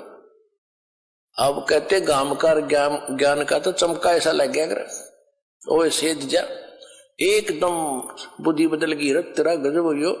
एक तरफ तो हम बेचून कहते, निराकार कहते हैं, फिर हम समाधि लगाते हैं, उसको देखेंगे, खा के देखोगे, देखने के लिए प्रयत्न कर रहा है। जब कौ इतना कमजोर हो गया था शेख फरीद, 12 वर्ष में 50 किलो अन्न खाया था, 50 किलो, ये देख लो 12 वर्ष में, यानी नाम मात्र रोजाना, कि भगवान मिल जाए किसी तरह, आलस ना हो। और कौवे आगे थे, यानी कति अस्थि पिंजर शेष रह गया था, कौवे आगे आंख काटन खातिर, कि और तस मांस की तो है नहीं इस आदमी के, आंख खा ले। तब उसने कहा था कि हे कौव्यो, मेरे शरीर पर कहीं मांस बचा हो वो खा लो, मेरी आंख मत छूना, मैं भगवान के दर्शन करना चाहता हूं, आंखें छोड़ दे। इस डर से भाई बाहर रहूंगा तो कौवे खा जाएंगे, आंख फोड़ देंगे, दर्शन कैसे करूंगा, इस उद्देश्य से कुएं में लटक गया था उल्टा। तब भगवान गए थे कि भी वो मरेगा भगत, और खड़ा होकर उसको रस्से से पग लटक रहा था, बाहर निकाल लिया। वो लटका लटका कह रहा कि ए भाई मुझे छेड़े ना, मुझे ना छेड़, तू अपना काम कर, मैं अपना कर रहा हूं। उसने सोचा कोई पाली पोली बकवाद कर रहा है। भगवान ने कहा कि तू क्या कर रहे हो आप यहाँ पर बात महात्मा जी, कि मैं भगवान के दर्शन के लिए साधना करता हूं। परमात्मा ने कहा कि मैं हूं वो अल्लाह अकबर जिसको तुम देखना चाहते हो। अब शेख फरीद ने कहा कि देखो भाई, ऐसी बात नहीं करनी चाहिए, आपको पाप लगेगा। भगवान तो निराकार है, वो तो बेचून है, आप तो इंसान हो, आप पैगंबर हो सकते हो। परमात्मा बोले मैं तो चलो इंसान हूं, और आप जिसको खोज रहे हो वो निराकार है, और वो वैसे कह रहे हो कि मैं भगवान के दर्शन करने चाहता हूं, मेरी आंख भी खराब ना करियो अभी। तो निराकार के दर्शन महात्मा जी करोगे कैसे? भले आदमी एकदम चक्कर काट गया, पैर पकड़ लिए नो के नो, कि अल्लाह तो नहीं मानने थे कि भगवान होगा, पर बाखबर जरूर है, यह जचगी की बाखबर है। तब परमात्मा ने उसको कहा कि इस देही से क्यों दुश्मनी कर ली तूने, ढंग से रोटी खा, थोड़ी खा, घना मत खा। प्रथम अंदल संयम राखे, योग युगत सब सतगुरु भाखे। गीता अध्याय नंबर 6 के श्लोक नंबर 16 में कहा है कि हे अर्जुन, ये योग यानी भक्ति साधना न तो न खाने वाली यानी व्रत रखने वाला कति खावे नहीं भोजन, या न अधिक खाने वाले का, न ज्यादा जागने वाले का, और न ज्यादा सोने वाले का कभी सफल नहीं होता। और सूक्ष्म वेद में कहा कि प्रथम अंदर संयम रखे और योग युग सब सतगुरु भाखे। ये परमात्मा सतगुरु बताओगा सही साधना कि भोजन इतना खावे, यानी घना भी नहीं खा ले तो अंगड़ाई टूटे जा, फिर भक्ति कैसे करेगा, नींद आवेगी। और थोड़ा भी नहीं खावेगा, कदम ऐसे रीढ़ की हड्डियां मुड़ जाए, आंत इकट्ठी हो जाए, ये क्या मतलब है? यानी हिसाब का खाना खावे, संयम से खाए और भक्ति करो। तो उसके बाद वो शेख फरीद जी भगवान के साथ रहते थे, उनको सही भक्ति बताई थी। तो शेख फरीद और कमाल और साथ में भगवान तीनों पहुंच गए उस सम्मन के घर पे। और जाते जब उन्होंने देखा आज गुरुजी, और उस दिन वो चर्चा कर रहे थे, उनका लड़का विशेष आग्रह कर रहा था कि एक बार गुरुजी अपने घर आ जा। तो गांव के बच्चे यूं कहते हैं माता जी कि तुम्हारे गुरुजी तो राजाओं के घर जाते, गरीबों के कौन आवे, जब जाने तुम्हारे घर आ जा। जब देखे तुम कहते हो हमारे गुरुजी भेदभाव नहीं करते, जब जाने तेरे घर आ जाए। तो बच्चों से चिढ़ाते थे, वो बड़ा दुखी था। उस दिन चर्चा ही चल रही थी, तभी भगवान आकर वहां प्रकट हो गए। तीनों के तीनों गेट पर खड़े हैं। और दौड़े दौड़े अंदर से पीछे वाली कुटिया से भागे आए आगे और खड़े खड़े स्तब्ध रह गए कि ये क्या स्वप्न देख रहे हैं कि सचमुच भगवान है ये। गुरुजी आगे, कहीं आशा भी नहीं थी उनको। तब कमाल ने कहा कि गुरुजी को बैठने के लिए भी कहोगे, खड़े रखोगे? तब एकदम स्वप्न सा टूटा, चरणों में गिर गए, दंडवत प्रणाम किया, फिर बैठ गए। अब सम्मन काफी देर गुरुजी के पास बैठे रहे, चर्चा चलती रही। फिर कहा जी भोजन की सुनाओ। परमात्मा ने कहा भी भोजन खाएंगे, पैदल चलकर आए हैं, सभी को भूख लगी है, बेटा तैयारी करो। अब सम्मन आया अपनी नेक की पत्नी के पास, कहा कि भोजन बनाओ गुरुजी के लिए, भक्तों के लिए। नेकी ने कहा कि घर पे इतने वीक थे वो, फाइनेंशियली इतने वीक थे, इतना निर्धन थे कि उनके पास उस दिन एक आदमी की भी रोटी नहीं थी, आटा नहीं था, ना कणक थी। तो नेकी ने कहा कि आज कोई आटा नहीं है, दाना नहीं है। तो सम्मन ने कहा कि ला तेरा ये चीर, तेरा ये ओढ़ना। देखो पुण्यात्मा, द्रौपदी का चीर उतारने पर महाभारत होगी थी, इज्जत और बेइज्जती का सवाल था। और वहां नेक सम्मन कहता अपने गुरुजी की सेवा के लिए कि ला तेरा ये चीर, कपड़ा ओढ़ना, तेरी वायल, इसको मैं गिरवी रखाऊंगा और कुछ 2-3 सेर आटा ले आऊंगा। नेकी ने कहा कि मैं कई घरों में लेकर गई हूं इस वायल को, इस चीर को, ये फटा हुआ है, इस करके कोई गिरवी भी नहीं रखता। किसी ने आटा नहीं दिया, उल्टा ताने मार रहे हैं कि आज तो तुम्हारे घर फिर तुम्हारे भगवान आ गए हैं, वो तो तुम्हें वैसे ही खिला देंगे, तुम्हारे घर भर देंगे, वो तो बड़े बड़े चमत्कार करते हैं। ये जानबूझ कर बकवास कर रहे हैं। आज हमें ये आटा जान कर नहीं दे रहे, नहीं तो उधारा तो वो भी दे दिया करें गांव के गांव में। तो जानबूझ कर, वो नगर पैसे वाला घना था, इसलिए वो मस्ती मारे थे गरीबों के साथ। गरीब को तो वैसे नहीं सताना चाहिए और भगत को सताएगा तो घना पाप लगे। तो सम्मन बोला अब क्या करूं? वो तो कलेजा पकड़ के बैठ गया, जमीन पर चक्कर आने को हो गए। पहली बार गुरुजी आए मेरे कर्महीन के द्वार पे, हे परमात्मा मैं कितना दुष्ट हूं, आज मैं अपने गुरुजी की सेवा भी नहीं कर सकता है, इस पापी को पृथ्वी पर क्यों छोड़ा दाता? ऐसी ऐसी बातें करके घना चिंतित हो गया। नेकी ने कहा कि चिंता ना करो, कुछ यत्न करो। क्या यत्न करूं? अब सम्मन ने पूछा कि ऐसे करो, अब तो गुरुजी से कह दो कि जी सुबह भोजन कराएंगे, ये खूब समझ जाएंगे, महात्मा है, दोबारा जिक्र नहीं करेंगे। तो सुबह कहां से लाएंगे? सम्मन ने कहा कि सुबह कहां से आएगा, जूठा और बनूंगा। तो नेकी ने बताया कि रात्रि के समय तुम चोरी करने जाना पिता पुत्र, और 3 सेर आटा चुरा लाना किसी का, महात्मा को संतों का भोजन करा के और इनको विदा कर देंगे। तो नेकी प्रति वो शिव जो लड़का था छोटा सा, प्रतिदिन सुना करता सत्संग में कि हे माता जी, गुरुजी तो कहते हैं जो चोरी करते हैं उनको बहुत पाप लगता है, वो मां अपराधी व्यक्ति होते हैं, और आज हमें चोरी करने की आप सलाह दे रहे हो, आपको पाप लगेगा। तब उसने कथा सुनाई, बेटा इस नगर का हमने अन्न खाया है और इस नगर के अंदर माया ज्यादा है, पैसे घने हैं इनके पास, इनकी बुद्धि घूमगी, ये भगवान से नहीं डरते। और बेटा अगर साधु गुरुदेव यहाँ से भूखे चले गए ना इस नगरी का, उनको सब मालूम है ये क्या कहानी हो रही है, तो ये दोष इनको लगेगा और ये सारा गांव भी नष्ट हो सकता है, खत्म हो जाएंगे सब। एक कथा सुनाई कि ऐसे एक नगर था, उसमें पैसे वाले लोग घड़े थे, साधु संतों का आदर करना छोड़ दिया था। उस नगर के पास एक सिद्ध पुरुष आके रात्रि में रुक गया, उसके साथ एक बच्चा था, उसका चेला था। वो खाना मांगने के लिए नगरी में गया तो उस नगरी ने सब ने मजाक कर दिया कि तू मस्टंडा है और खाने कमाने योग्य है, और तुम मांगते फिरते हो, हमारी मजदूरी कर लो, पल्लेदारी कर लो, चलो तो रोटी मिल जाएगी। वो सारी नगरी में घूम कर खाली हाथ चला गया। संत ने पूछा बेटा क्या बात हुई? उस भगत ने कहा, शिष्य ने कहा, गुरुदेव ऐसी नगरी मैंने नहीं देखी, सीधे मुंह बात भी नहीं करते और ऐसी ऐसी बकवास करे। सिद्ध ने कहा कि तू सुबह फिर जाना। अब वो सुबह फिर गया, सुबह गया तो वही बातें, फिर वो वापस आ रहा था।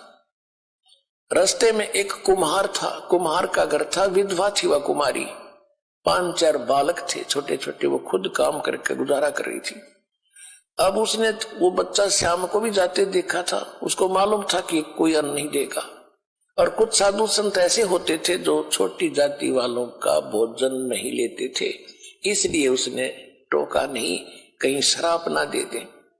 तो जब वो बच्चा अगले दिन भी खाली जा रहा था, कुमारी के घर से ही रास्ता जाता था आसपास से, तब उस कुमारी ने, बहन ने कहा कि महाराज जी भोजन नहीं मिला दिख है। अगर नहीं माता जी नहीं मिला कि मैं हूं कुम्हार जाति से और ये आटा ले जा, तेरे गुरुजी को बता देना, वैसे मत कहना कि एक कुम्हारी ने दिया है, इच्छा हो तो खा लेंगे, नहीं डाल देंगे कहीं चीटियों को।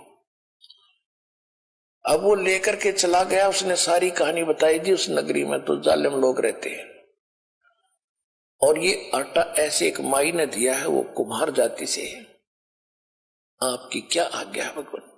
गुरुदेव बोला, बेटा यह आज्ञा है मेरी, तू वापस जा और इस भोजन को बना ले, खा ले, मैं तो खाऊंगा नहीं।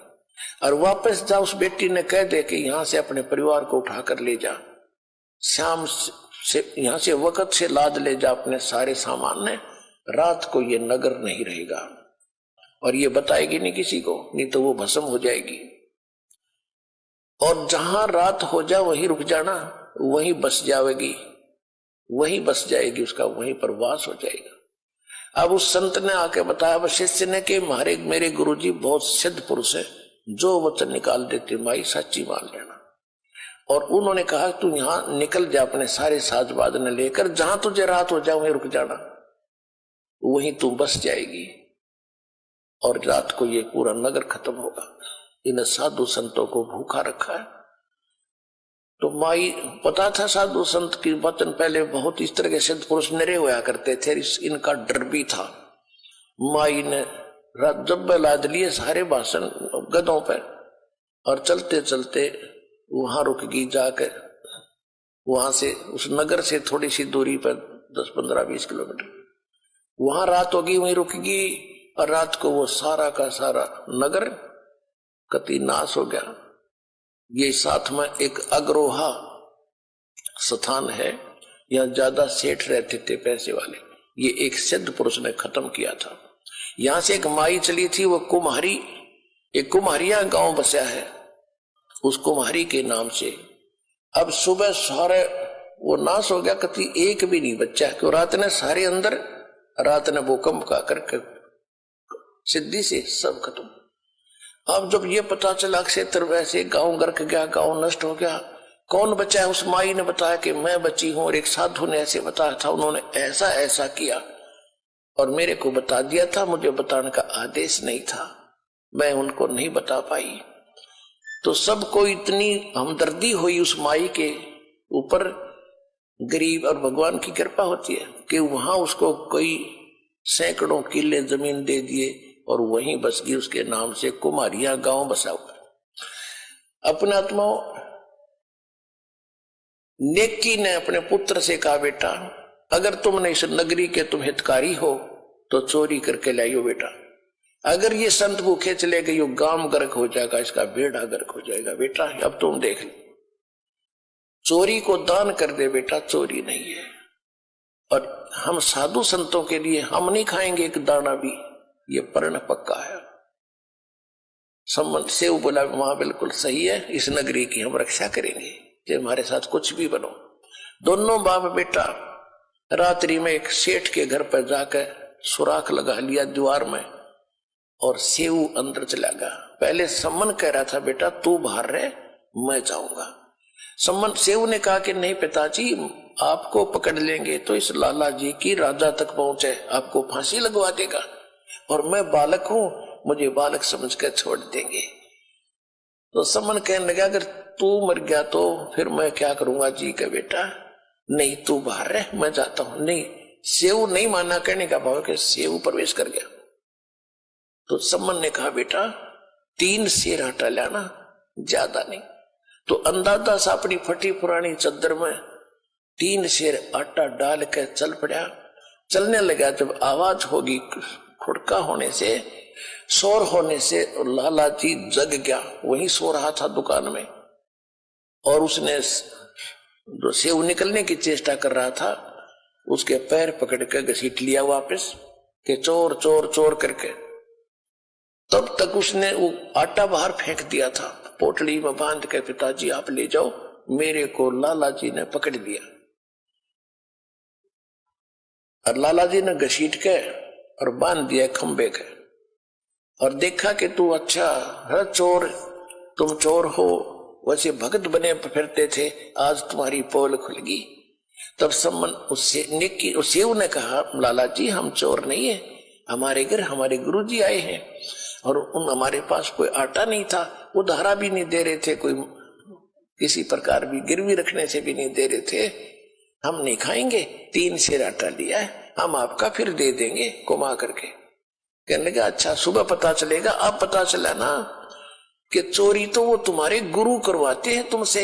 अब चोर को क्या पीटा, चोर की मां को सजा देंगे। कौन दे सुबेरा, राजा के पास कंप्लेंट करूंगा तुम्हारे गुरुजी की, कल देखना क्या होगा। अब हुआ और छाती पकड़ी गई, कलीजा पकड़ा का निक्की सम्मन सेव का, ले वे जुल्म हो गया, ये तो नाश करेंगे, गुरुजी की बेइज्जती करेंगे कल को। अब उधर से निक्की ने पूछा कि बच्चा कहाँ है।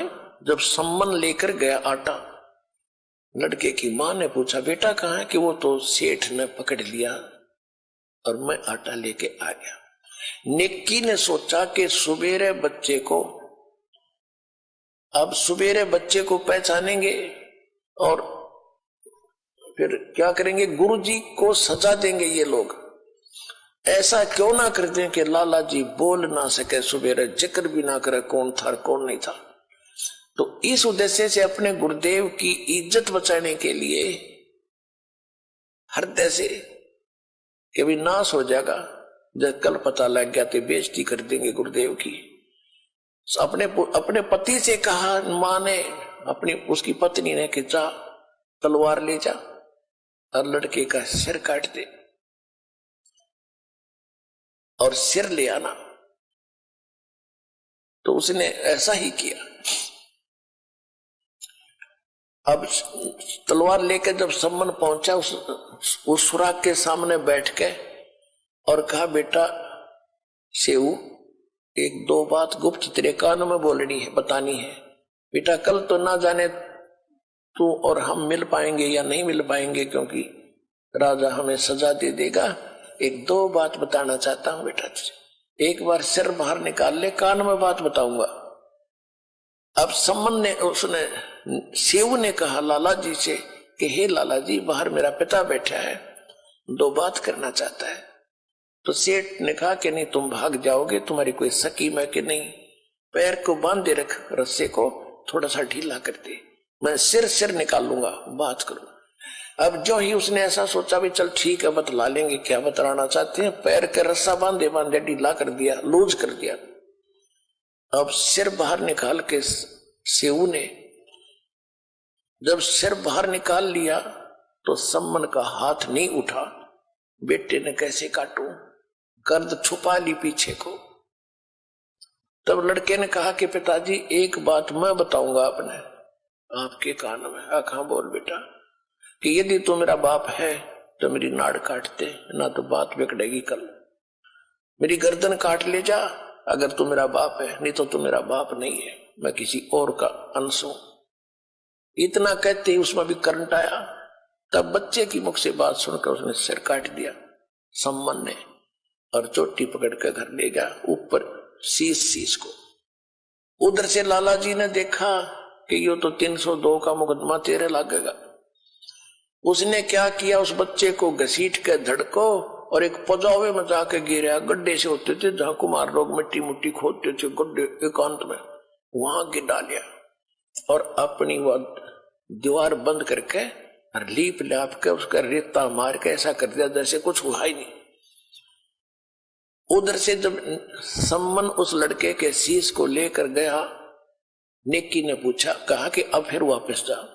अब सेठ उसने कहीं जंगल में डाल कर आओगा लाश को, शेष शरीर को, धड़ को, और उसको भी उठा लिया। कदे कुछ दिन में फिर बात चल, कौन है किसका मर गया, इंक्वायरी चल है और बच्चा पहचानना था। अब फिर वो गया सम्मन जहां उसकी घसीट जा रही थी। लाला जी ताकत अपना बैठ गया करके शांत, और वो लिया फिर उसने उठा के बच्चे के लाश को चादर ढक के और लिया के कोने में डाल दी झोंपड़ी के, और ताक में, अलमारी के एक ताक में रख दिया सिर। और बेटा का कत्ल हुआ पड़ा सतगुरु की सेवा में। नेकी सम्मन कहने लगा, रोइए मत, रो भी पड़ी ना आंखें मांसू आगे, गुरुजी ने पता लग जाएगा और भोजन नहीं खाएंगे। तो उन्होंने, मां ने रोटी बनाई और वक्त से 5:30-6 बजे से कहा कि जाके कहते गुरुदेव ने शाम की भूख लगी है, भोजन जल्दी बना दिया, खा लो। और जल्दी जान की कह भी रहे थे, हमने सुबह जल्दी जाना है, तो ये खाकर चले जाएंगे कि इनको पता नहीं लगेगा, नहीं तो रोटी नहीं खाएंगे।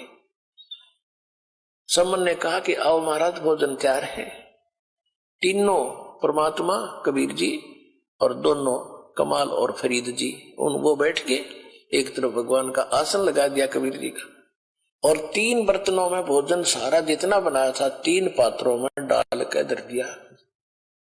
3 दोनों में पतलों में, थाली भी ना थी, बेचारे गरीब हो गए। तो परमात्मा ने कहा भी ऐसे नहीं, इनको 6 भागों में बांटो, 3 तुम हो, 3 हम हैं, सारे मिलकर बैठकर प्रसाद बनाकर प्रेम से खाएंगे, तुम भी तो मेरे बच्चे हो। अब समस्या आ गई कि डालो 6 जगह डालो। अब उन्होंने 5 जगह डालकर रख दिया कि नहीं 1 जगह और डालो। अब वो कह रहे थे जी बच्चा कहीं बाहर गया है खेलने के लिए, देर से आएगा, कि नहीं आ जाएगा, जब खा लेगा उसको छोड़ देंगे, बैठ जाओ। तो उन्होंने सोचा चल ऐसे भी ठीक है, ये छोड़ देंगे, गला डला डलाया, बात खत्म हो जाएगी। 6 जगह कर दिया। तो परमात्मा ने कहा कि आओ सेव जी मिलो, ये प्रसाद प्रेम और सिर कटते हैं बेटा चोरों के, संतों को नितक सेव धड़ पे शीश चढ़ाओ, बैठा पंगत माही, और नई निशानी गर्दन के, यो ओ सेव अकनाही। बोलो कबीर भगवान की जय हो।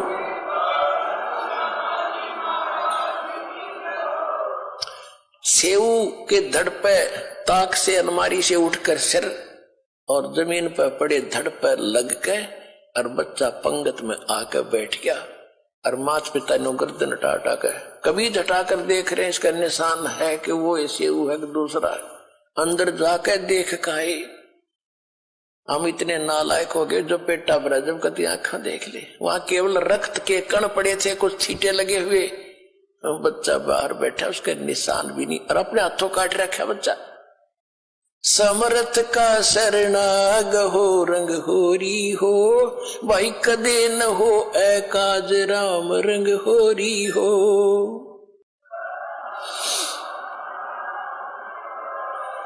उसके बाद परमात्मा ने इतना धन दे दिया उस सम्मन को, 1 नंबर का सेठ उसी जीवन में, उस शहर में 1 नंबर का सेठ हुआ। अब यहां गरीबदास जी कहते, नुक्ते ऊपर रिज जाएगा रे, करोड़ कर्म जल जा तुम्हारे। इतना समर्पण होकर देखो इस कबीर भगवान पर, ये नुक्ता था, वो कोई शौक नहीं था बच्चा काटने का, उन भगवान की इज्जत के लिए कि हमारे परमात्मा की, गुरुदेव की बेइज्जती ना हो जा। इकलौता पुत्र काट दिया, आंखों मांसू नहीं आन दी, तो कहते इनसे प्रसन्न होगा भगवान, इतने सेक्रीफाइस से। कहते नुक्ते ऊपर रिज जाएगा रे, और करोड़ कर्म जल जा तुम्हारे।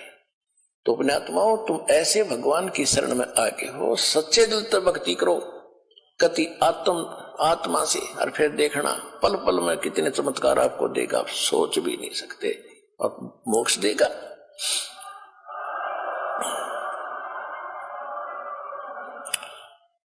तो अपने आत्माओं, आपका सौभाग्य है कि आप जी को वो संत मिला, सतगुरु मिला, और वो भगवान मिला जो यहां भी सुख देगा और परलोक भी आपका सुखी करेगा। बोलो सतगुरुदेव की जय हो।